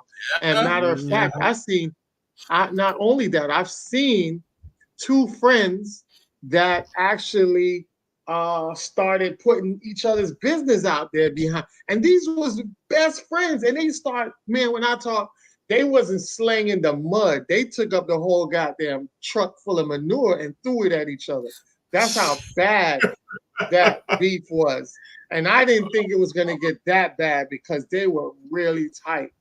And I think one of the things is that a lot of times in the sisterhood community, it has to get better. A lot of it is a lot of facade. a lot of that is really not friends. It's just faking the funk. And a lot of that comes out in the latter years. It all comes out, and then it ends up being so nasty and so vicious that people hold their jaws because of the salacious stuff that you have to say to each other. And I think a lot of the drama actually adds fuel to that, because now you see that all these reality shows engage in that type of behavior. So now they make it so natural, like that's a normal thing to do, And I just wish our sisters, man, would just have a better connection with each other, have more loyalty with each other. Because I tell people all the time that women rather be around men more than they rather be around women. And that's always been a thing that I've known since growing up. Women feel more secure. They feel more loved when they're around men. And that's not even on a romantic relationship, just as a friendship. Their friend protects them. Their friend does things for them, does chivalrous stuff for them. And a lot of these women, they hate them. They really at each other's throat, and even in the empowerment spaces where you're supposed to be empowered in these rooms, and they still throw shade at each other. They don't really be in that room to help each other. It's more of, hey, spend your money with me. I want to be this big time person, and just being seen with me or taking a picture with me is good enough for you. And I just think I think women just need to get away from that and just have a better sisterhood policy amongst y'all. And I'll land my plane on that. Yeah, so no lies detected, brother. Let me tell you something. Like, I knew it was phony between them from jump. Unfortunately, look, I'm a rap fan. I follow rap. You know what I'm saying? Even as toxic as hip hop is, not even hip hop, as toxic as rap is, right? Yeah. I follow it because I like the way that it sounds. And you got some people out there that are dope as hell, even though they're toxic as hell. Nicki Minaj is at the top of that list. Nicki Minaj is one of the most toxic people and personalities in the whole game. You dig? That's just who she is. This happens every time Nicki befriends somebody in the industry. Every time. Yeah. This is not new. So I saw this shit coming forever ago. You know what I'm saying? She's petty. Mm-hmm. She comes up with these ridiculous beefs. She keeps weird company. You know what I'm saying? It is what it is. So when you're dealing with this type of person, this is what you can expect. I'm glad Meg finally is firing back, if I'm being totally honest, because she been taking shots at Meg Thee Stallion. I'm no fan of Meg Thee Stallion either. You know what I'm saying? I mean, I think Nicki's a much better rapper. You know what I'm saying? But they're both equally as toxic. Neither of them is, benefiting the community with the bullshit they be talking about. You understand what I'm saying? So, like, it's a wash for me. I have no dog in this fight. But, just from a pure hip-hop perspective and from a fan of hip-hop, I'm glad to see that Meg is finally striking back. And I want to see Nicki prove herself on a lyrical level, because Remy dish-ragged her ass. Remy wiped up the floor with Nicki Minaj. As dope as Nicki is, I was expecting Nicki to come with that heat. Yeah. This record was whack as fuck. So I want to hear what Nicki comes with. I want to see Nicki really earn her strike. Shit. You know what I'm saying? Stop. I want to see it. I'm here for it from a hip-hop perspective. But in the, female energy perspective, because we talk about the larger conversation on this show. You did. Correct. So that fakeness is some shit that I've seen my entire life when it comes to women who are supposedly friends. You understand what I'm saying? Every woman that I've ever been with in my life, with the exception of my wife, has had a friend who has hit on me. Every single one. You understand what I'm saying? That says a lot, bro. Every single one has had a friend that has hit on me.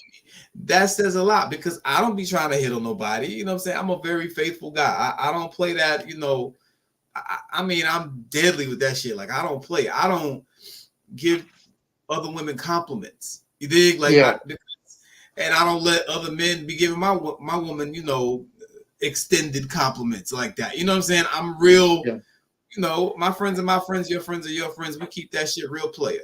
You know what I'm saying? Yeah. I don't even talk to her friends like that. So because of that, though, you know what I'm saying? Because of my prior experience, because these fucking females are devious, bro. Jason Black talks about that. Our good brother Jason Black talks about how cutthroat a lot of these females are. You know what I'm saying? And even my wife, you know, the most unsuspecting of all of them, you know what I'm saying? Who was it? One of her friends' mom had asked her, like before we got married. So, you know, you're about to get married, everything's going well. Nobody started getting jealous and acting out yet. She's like, oh, why would you say that? Like my wife is very innocent, you know, when it comes to a lot of this stuff. And lo and behold, you know what I'm saying, not even, oh boy, like, yo, my wife has lost a couple friends. Females just straight up just stopped talking to her.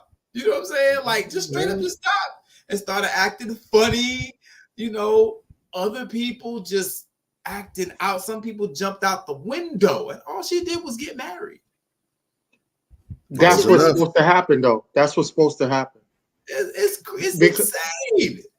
Because even with me, like with BZ and Kate, you know, they're married, and I have a lot of married friends, but I don't interact with them because I always had like this mentality of level of I don't interact with married couples like that because I'm on the single stage that I've always been on.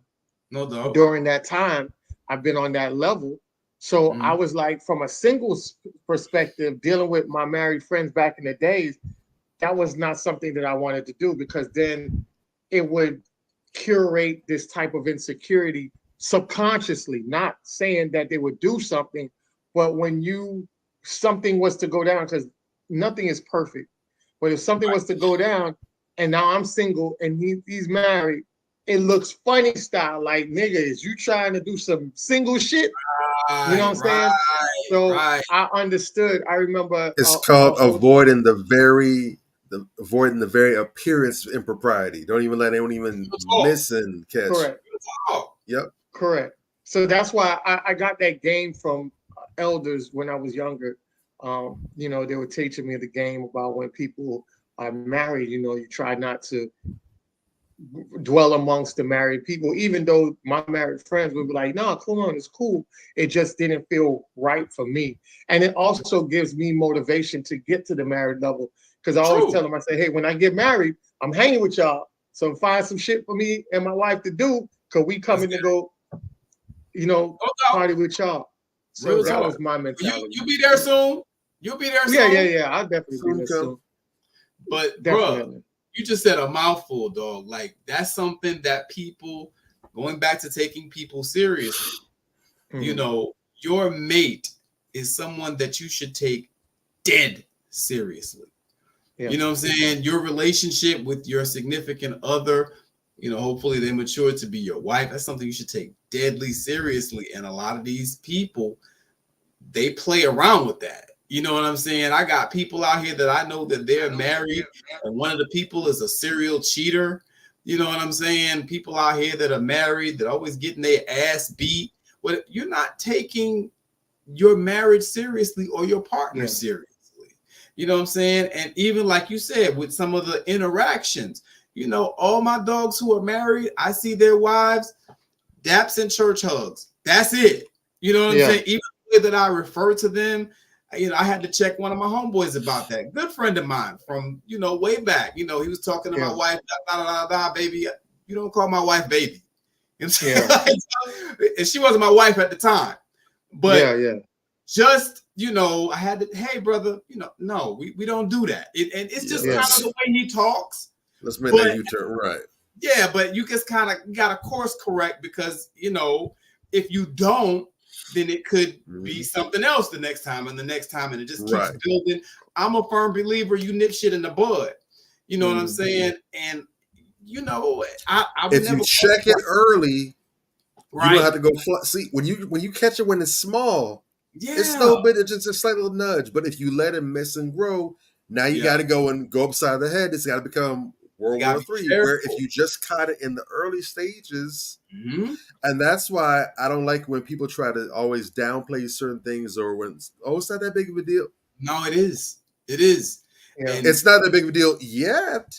If I yeah, don't say something to address it now, then it will become a you know, big deal. So this is called prevention, and not even an ounce, a little tiny teaspoon of prevention is worth a whole metric ton of cure.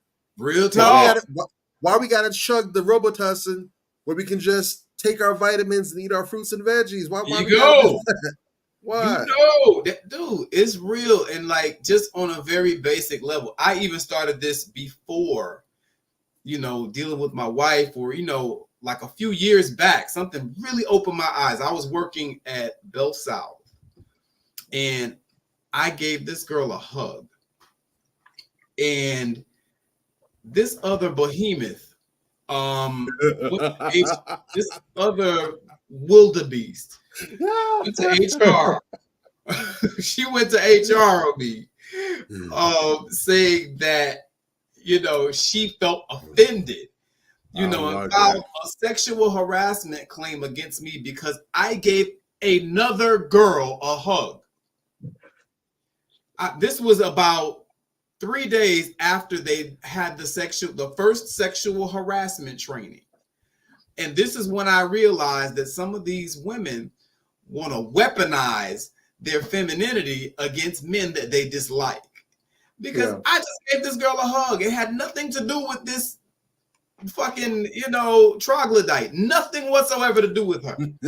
She went and talking about I sexually harassed her. And I'm like, you know what? Okay, I got to fall back on how friendly I am with women in general. Yeah. You know what I'm saying? And over the years, I just became more and more refined in that. And even then, there were other women, because I've always been a very friendly person. Other women would tell me, oh, some of the things that, you say or whatever, I have felt uncomfortable with you before. I'm like, shit, I didn't even know that. You know what I'm saying? And like, I really started dialing it back, because you don't ever want to make someone else feel uncomfortable, or, like you're trying to hit on them. And I totally wasn't, but perception for a lot of people is reality. And a lot of people are running around unhealed and dealing with all sorts of trauma that they faced their whole lives. Some people were molested. I know a female I used to know back in the day. She was molested from the time she was 6 till she was like 13 or 14, regularly by the same person. And it was a family member. You understand what I'm saying? Wow. So whenever guys would give her compliments or tell her she's looking sexy, it would make her feel offended. Not that the guy was necessarily wrong, but you have to understand a person's form of reference point. That they're looking through, their vantage point, if you will. You got to understand that their frame of reference. To you, you're just saying, hey, you look beautiful, you look sexy, whatever. To her, that's a throwback. Maybe this person who used to molest her said that shit to her. You understand what I'm saying? You're triggering her. That doesn't necessarily make you wrong, but when it comes to women, especially, 1 in 4 Black women, I think, have been molested in life. You know what I'm saying? So we have to, when we're approaching things and when we're talking to them in any type of, extracurricular manner, we have to be very careful and very mindful. And that was a lesson that I had to learn. I learned it a long time ago, but man, did it pay dividends, because I know other people who got caught up, lost their jobs, just because of some slick shit they said, some out of the way shit. I know another kid, he lost his job because he sexually harassed a man. You know what I'm saying? Because that was the way that it was written up at the end of the day. But he said something, kind of derogatory about the fact that he was suspected of being gay. You know what I'm saying? Wow. So you gotta really watch how you talk to and interact with people. Especially when it's people of the other sex or people of a different sexual persuasion. I found that out, and boy, listen, it's real out here. You know what I'm saying? I say this to all the gentlemen out there. That's a big man law. When you're talking to somebody's lady or whatever, it's cool to be cool. You know what I'm saying? But make sure you have your boundaries up. Don't be too damn friendly. And leave the pet names at the door. You did. Daps and church hugs, nigga. Daps and church hugs. Less is more. Yeah, less is more. That shit can go left real quick. You know what I'm saying? I think when you have those type of boundaries, it says a lot because they're the same type of boundaries that you apply to your children. Yes. I was not a father. I wasn't a biological father for my stepchildren, but from day one, they call me Mr. Anthony. Yes. You know what I'm saying? It was always respect from day one, because that was instilled from day one. Even to this day, when they see me out, they still call me Mr. Anthony. That's what's and they're up. grown. You know what I'm saying? When you are aligning and setting boundaries early for these children, they don't normally go off the rails during their latter years because you always kept them online with the boundaries. It's kind of like you at a bowling alley, you throwing up the side rails for them. They're going to hit the stripe. They ain't going to go in the gutter. And that's what you do with the boundaries. You set them up so that way they can always be successful and not fall off the track and into the gutter. And I think a lot of people don't know boundaries, and that's why a lot of these children grow up over the tracks and not on it. You know what I'm saying? So it says a lot when you see people like that. And that's goes back to this topic of who you take serious. Whenever you're dating somebody and you see how they're with their children, then you can operate and pretty much get a general gist of how that person is. And if they're not operating with their children in a way of setting boundaries, then that's not a person that you would want to take serious. And might as well get up out of there before it ends up being too late for you. Excellent. Excellent. I did want to get off into our Dear Men for the night. So we're definitely going to get into our next segment real quick. I know we got to get up out of here shortly. But Dear Men, all right? I think this was pretty good because I had a lot of feedback on, and I got to start doing more of that. So we're definitely going to start posting more of that. So we'll start looking out for that on the page. So Dear Men, all right? So we had the question. Let me pose the question and then I can go into what I can go into the scenario. So I said, if you, as a husband, advise your wife not to do something and she goes against your wishes, the final results ended up being fatal towards your child. Is that good enough reason for that husband to file a divorce? What made me come up with that is this scenario right here. Anonymous. I informed my husband the past weekend that I wanted a divorce, and he said, okay.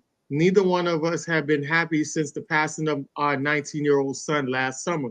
Our son was killed in a car wreck, and my husband blamed me. He thought it was a bad idea to buy him a sports car, and he was against it from day one. He wanted a Mustang, and I bought him a GT when my husband told me not to. My husband suggested a 6-cylinder. My son begged, and I gave in like a mother would. He was the only child, so we tried to compensate him with gifts along with unconditional love. Him and his friend were racing on the interstate when he lost control of the car and was thrown from it. He was killed instantly. It's been hard on everyone, and he immediately blamed me. That night, all he kept saying was, it's your fault, it's your fault. The last 8 months have been rough. I lost 30 pounds, I can't eat, and I wouldn't put this type of pain on anyone. Not only had I lost my son, I'm about to lose my husband. 23 years of pure happiness gone down the drain. We don't sleep in the room. Some nights he don't come home. He's putting his death on me because I didn't listen to him. I lost a son as well. This hurts. I'm crying just writing this post. I just need someone. I needed someone to vent to because I don't appreciate being blamed for my son's death. He's not trying to fight for our marriage. He told me that I'm dead to him. All I want is my husband and my son back. When I presented him the papers, he didn't hesitate. He signed it immediately. My question to you is, do you think my marriage can be saved or is it gone? He said he doesn't want me and I am dead. If I died today, he'd be at peace. He tells me, who tells their wife that? Any advice? I know I'm all over the place. And that's why I say, going back to it, is if you're a husband and advise your wife not to do something and she goes against your wishes, the final results ended up being has been fatal towards your child. Is that a good enough reason for that husband to file a divorce? And fellas, you guys take it over. Wow. That's deep. I mean, Man, look, that's heavy. at the end of the day, is this, man? Real talk. Depending on the person that is the deciding person, it can go either way. Because look, I get what he's saying about, the wife buying the son a sports car, whatever the case may be, but you can die in a regular car. You know what I'm saying? You could die in a car accident if you're just going to drive recklessly. That is not necessarily the reason that he died in the car accident, just because he had a sports car, you know. But since this man fit the short answer to what she's saying, no, her marriage cannot be saved. She needs to just leave it be. That's just what it is. You know what I'm saying? Because this man is saying all type of hateful shit. If you died today, I'd be at peace and all that shit.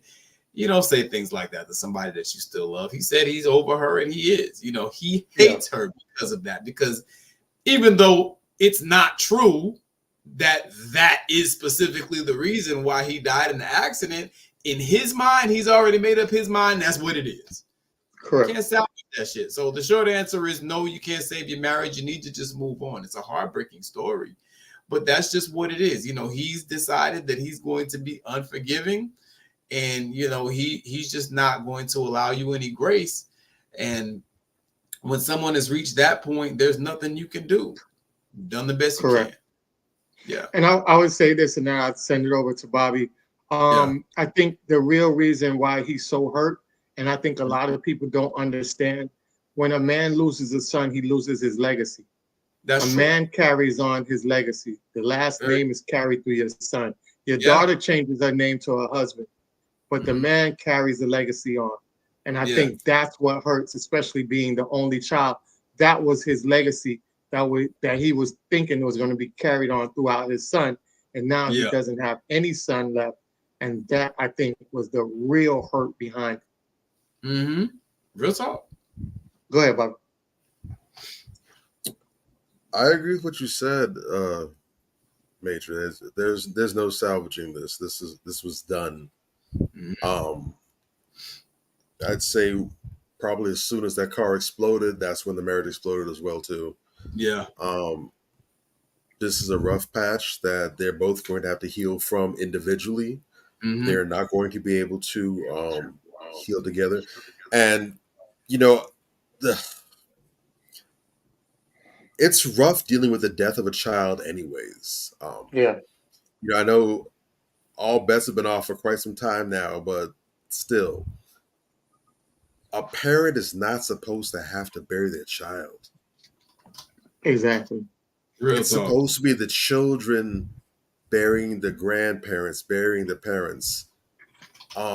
As a parent, you're not supposed to have to go with your wife or go with the mother or father of your child and pick out a casket together. Yeah. Talking about last wishes. What clothes are you going to put on them? What songs are going to be played for the funeral? What you're going to put in the eulogy? Who you're going to name? Yeah. You're not supposed to have to do that. Correct. And there's a lot of marriages that don't make it, even if it's not necessarily the fault, quote unquote, of any parent. If it's just something that happens randomly, drive by or an accident in school or something, or drowning in a lake, allergic reaction or something. There's some marriages that simply can't recover from that period when there's no one to blame. Yeah. And so when you factor in a situation like this, that only just ratchets that level of difficulty up to the nth degree. So my condolences to both the parents and the family. That's the definition of rough. There's not too many things that you can go through that's more hard than that. Yeah. In addition to that, because I do believe that there is a teachable moment here, and I feel that that boy would be best honored if his sacrifice wasn't gone in vain, if there's an opportunity where something can be learned or growth can occur from the situation. At least it doesn't have to be a total loss. There can be something that's gained, because unfortunately, sometimes it takes difficult situations like this for points to get driven home. But if it can happen, let it happen. Ladies, Definitely. Definitely. I ain't got no kid gloves on. I ain't got no sugar on the coat. Nothing. I'm about to go up the ass. Pause. Do not repeat. Do not go about trying to pigeonhole and push men, your potential partners, into traditional boxes, talking about you want and will not settle for less than a man that protects and provides.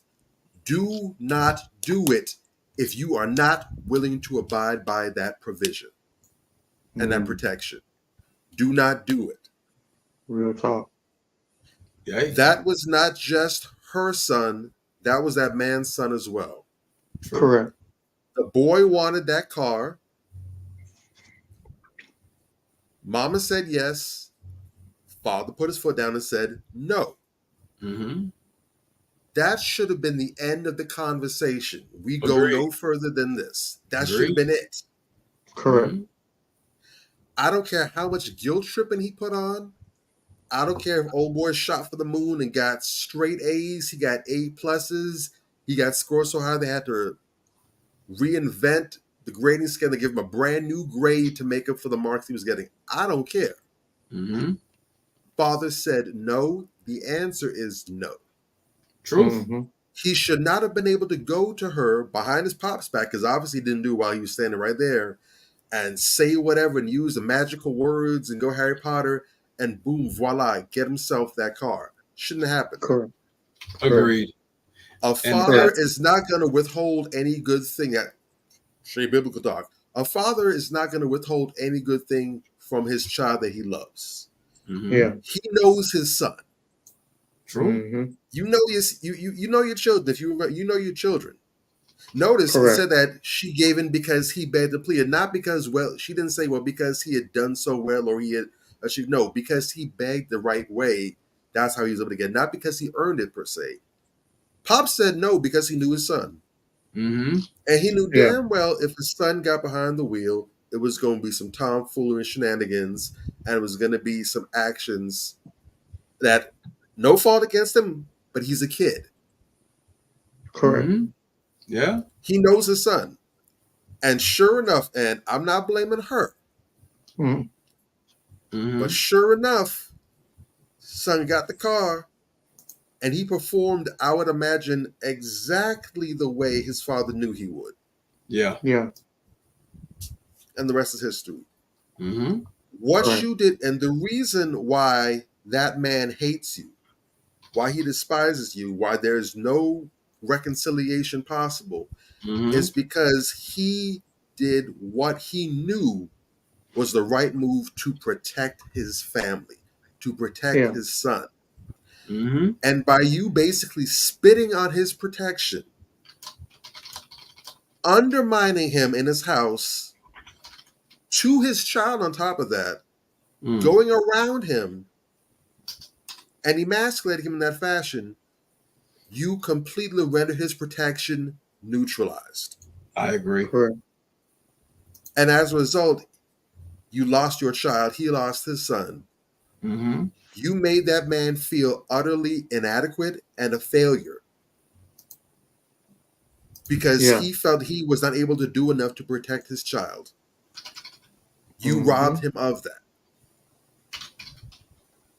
I agree. There's no way that he can forgive you for that. If you are not, you have to understand what protection is. Sometimes, ladies, and if you're a parent, you should be able to understand. If you're a mother, you should be able to understand this. Protection, and we've spoken about this on this show before as well too. Mhm. Protection isn't just pulling out the gun or jumping in front of a bullet or Mhm. throwing hands with the ops. Most commonly, protection looks like the word no.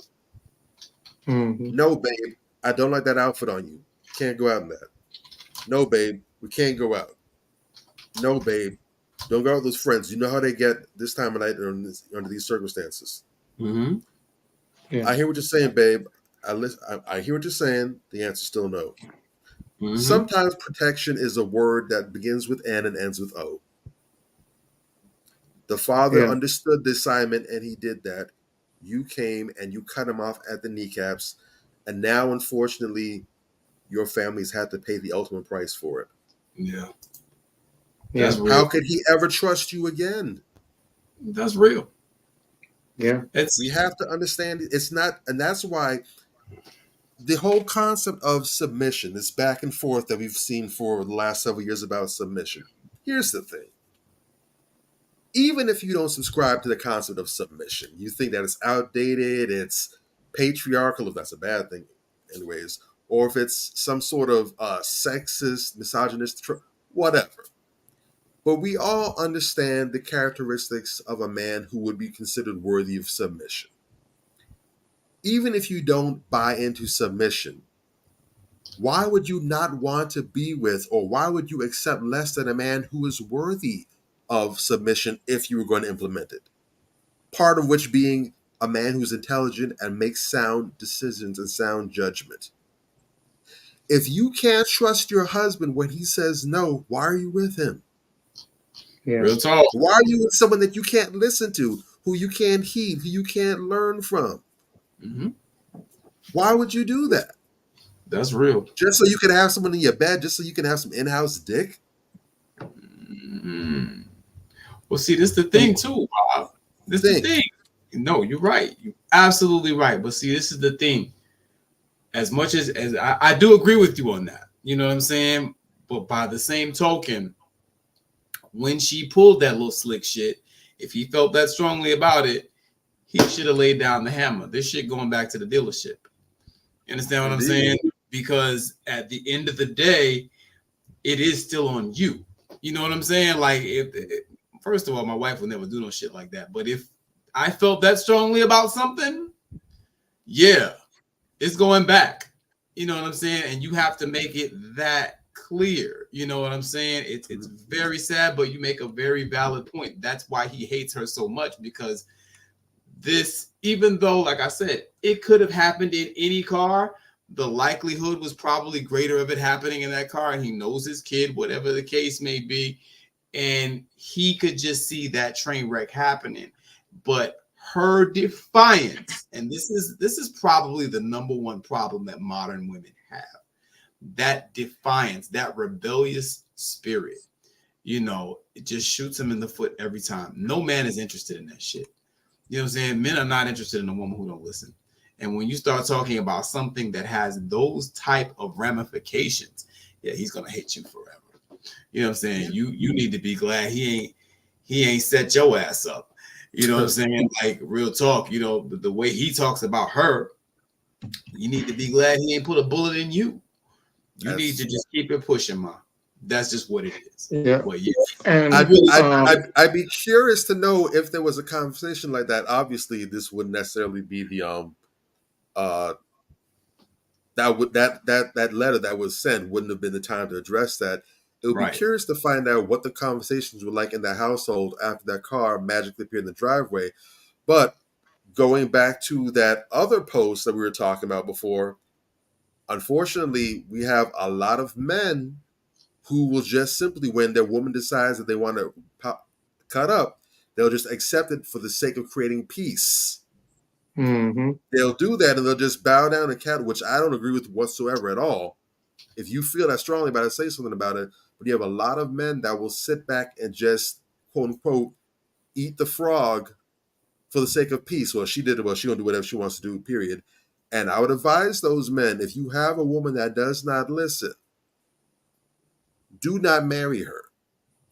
If she can't follow your lead, we talk about signs before marriage. If she is not willing to follow your lead now before you all get the ring, Ain't nothing magical about their ring. Mm-hmm. That's not going to magically change. We've seen all the time dudes believe that, oh, once I get married, that's going to make me a faithful man. I need to get married so I can, become faithful. They'll go out and raw dog the bridesmaid the night of the wedding. They don't do nothing. If she wasn't listening, if she wasn't cooperating before y'all said I do, she's going to be worse now because there's nothing for her to even earn anymore now. She doesn't have to worry about, butchering her odds. She's in the clear. She's good. The representative is on vacation now. Mm-hmm. Yeah, and it's that's one of the reasons why men in the household produce better children than single women, because of the simple fact of the leadership that you just seen. Even though they're married, you see the leadership from the father and how that leadership and that mentality was really trying to save that child, which most men in the household do try to do things in the protection of everybody under their household. And then you see women, they're just given to whatever their child does just for the sake of doing it for good faith. And that's why you have these unbalance of statistics when it comes to single fathers outdoing single mothers.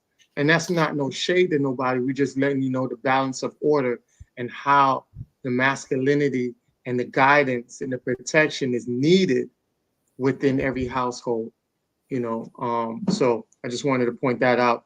I know we talked about this tragic incident with the child, and I think it was last weekend here in South Florida, we had 3 children that died. Well, I don't want to say children, but they're young adults. The third person dies as a result of a fiery Biscayne Park crash. I don't know if you guys heard about that. 3 young men were in a Tesla going down 119th and Biscayne, and they were kind of speeding, and it got caught on a ring camera from somebody's house. And then as soon as the car went by, it was all you heard was a loud crash, and that Tesla burst into flames. One of the young adults got trapped in the back. The other 2 flew out. And that was more than a week after a fiery crash rocked the Biscayne Park neighborhood. Third person has succumbed to their injuries. Authorities say 23-year-old Aaron Kamari Gaynor died in a crash when a Kia model electric vehicle crashed on Northeast 119th Street near 5th Ave, January 15th. I think that was a Tesla. I don't think it was a Kia, because I seen the Tesla. First responders rushed 22-year-old Trevante Allen to HCA Florida Aventura Hospital in the moments after the crash. He was later pronounced dead by the doctors later that day.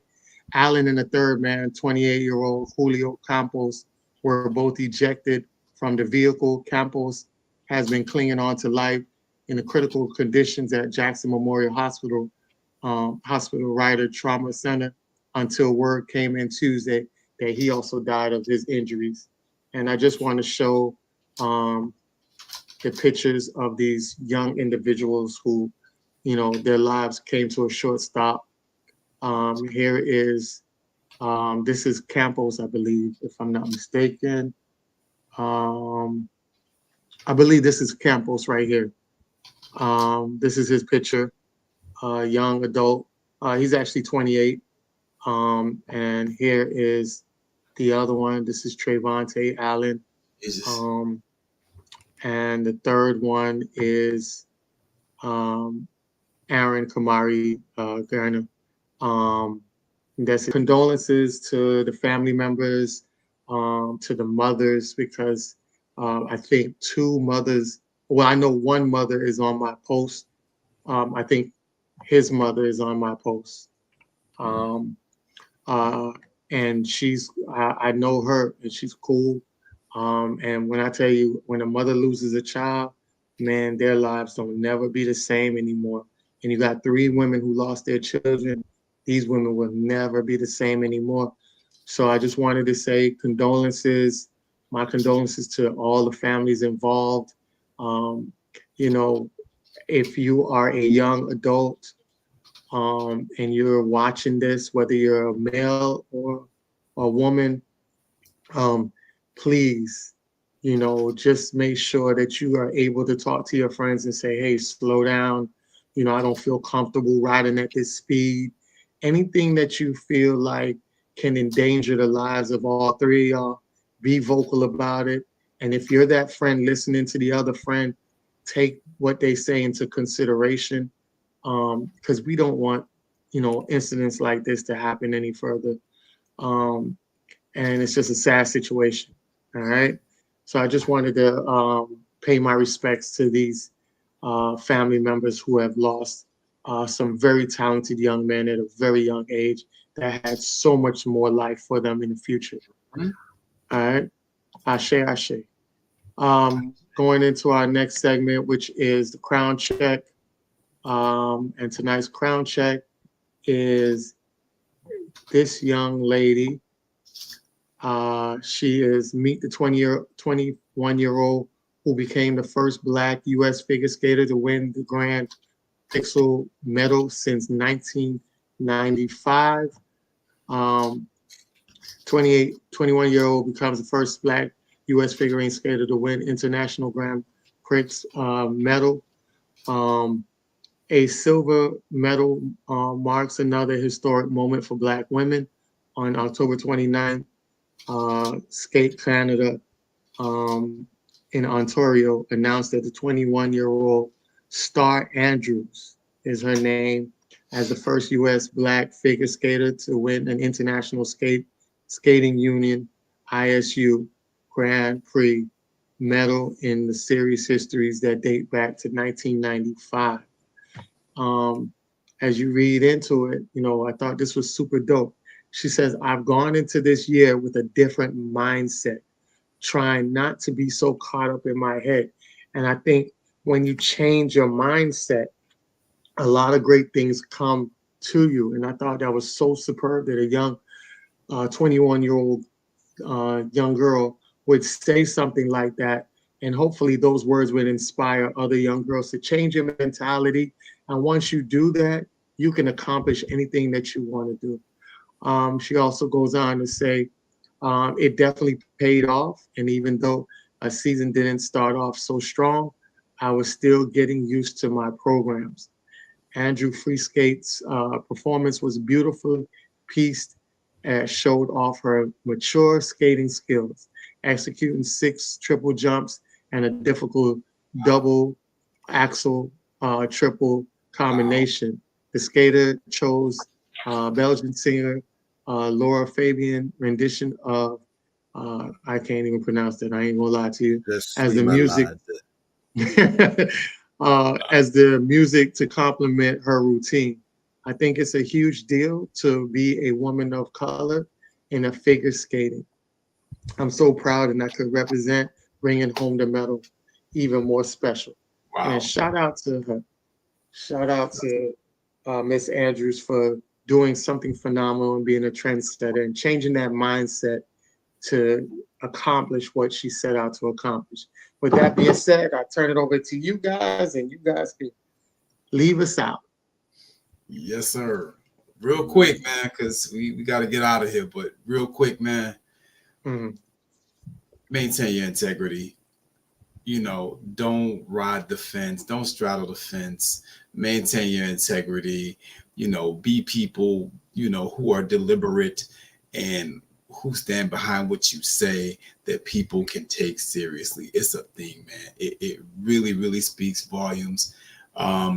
Because at the end of the day, all people have to judge you by is your character. Correct. You understand? And character is everything. You know, if your character ain't on point, nobody can vouch for you. And correct. You said after a while, nobody takes you seriously. And those people that you can take seriously, I want to urge everybody to get behind those people and give them all the support you can, because there's so many phony assholes running around here, charlatans trying to come up on people. It's ridiculous. because so many people are realizing that you can get over on people. They're realizing how breathtakingly stupid people are and how void of leadership people are. And they know that you could just get over on people. You could sell them a dream. You could sell people snake oil and they buying it. You understand what I'm saying? But I want to go back to that scripture I quoted earlier. Cursed is he who leads the blind into darkness. You know, at the end of the day, I've really tried to be patient with some of you fraud ass motherfuckers out there. And it's just not going to happen anymore. It's just, I can't do it. You know what I'm saying? Like, I really can't. I'm going to do my best to be cordial, but my God, you know, we got to do something about all these phony, fake ass people out here because they're dangerous and they're misleading people. And that's just not something that we can afford as a community right now. And I'll end my plane. That's really all I have to say. Well said. Well said. Bobby, take us out. Right there with you, Major. You have to be mindful nowadays. At some point, and I said this to some people this week, at some point, we have to get to the difficult business of actually adulting. It is not enough to simply reach a big old age, to hit your 20th year of life, your 30th year of life, your 40th, your 50th, your 60th, your 80th. It's not enough to just have numbers on the chalkboard and you are not out here doing the work. Being an adult is difficult. Mm-hmm. They didn't tell us this when we were kids growing up. All we wanted to do was just grow up because we didn't want to listen to our parents no more. We were tired of going to school. We wanted to, have fun. We wanted to be like the grown-ups. They just get to go in their cars and drive and do whatever and have fun. They don't got to answer nobody. Horse shit. The finest manure on the black market available. No.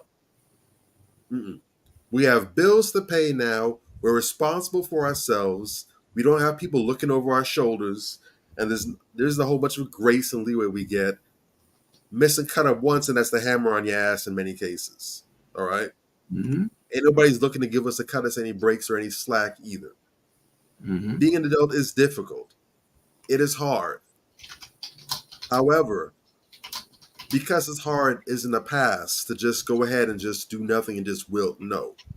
You got to put on your big girl drawers, your big boy drawers, and you got to do the damn work. That means when you have trauma, when you have issues, you got to go ahead and fix that. That means if there's a knowledge deficit, you got to go and do the due diligence and build your knowledge up, get your wisdom up. You have to discern, you have to determine who is worth listening to and who's not worth listening to. You can't simply just sit back and say, well, I was tricked, I was deceived, I didn't know any better. That's not good enough in this age of information. Every last one of us has a literal supercomputer in our hands. A literal supercomputer. You have the internet available. You have Google. You have DuckDuckGo. You've got all manner of search engines. You have Wikipedia. You have all kind of access to periodicals and stuff from all over the planet that you can use to find information. There's no excuse anymore. You have to do the hard work. And the beautiful part is the sooner you start doing it, the easier it gets. And once you start putting in that work, you're going to start seeing the results. That might mean you have an easier time raising your children. It might mean you have better interactions with the opposite sex. It might mean you get promotions on your job or you're able to get along with your coworkers better. It might mean access to new opportunities, new places, new spaces. But sitting back and just refusing to grow up, to be in the state of a perpetual toddler, that's not going to cut it. And the world we're living in now in 2024, those toddlers, those giant-sized toddlers, every week they're getting a new shot to the head. You have the choice before you. Who do you want to be? Don't worry about who you are right now. Who do you want to be? And who is going to take you in that direction? What are the voices? What are the sources that you could turn to that's going to help to change your behavior, change your mindset, and lead you to where you're trying to get to? That's the direction you need to go into. Hopefully it's the right one. If not, you'll get what's coming to you sooner or later. We all will get what's coming to us sooner or later. Good, bad, and everything in between. Best of luck to you. Next week, same place, earlier time. We'll be here. Make sure you like, share, subscribe. Tell somebody to tell somebody about these somebodies up here. All we try and do is remake the culture, reshape the society. Bit by bit, it starts with you. Partner with us, link with us. We love y'all. Yay. Love y'all. Be safe, be easy. We'll see you guys back here next week. Shout out to Major for giving us our new backdrop for the year. We said it was coming. It's fire. Now we're waiting on the song, and I hope you guys love it. Yeah. I hope you guys love it. So we love y'all, and we can't wait for this year to show y'all what we got. It's just getting bigger and better every day as we go. All right. Love y'all. Peace. Be easy. Hey, not a gang.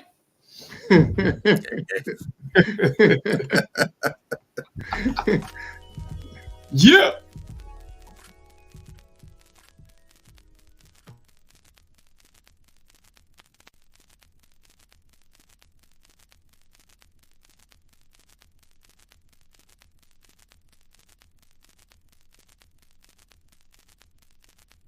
On the album, we do things like songs that are a little, what we call sexy.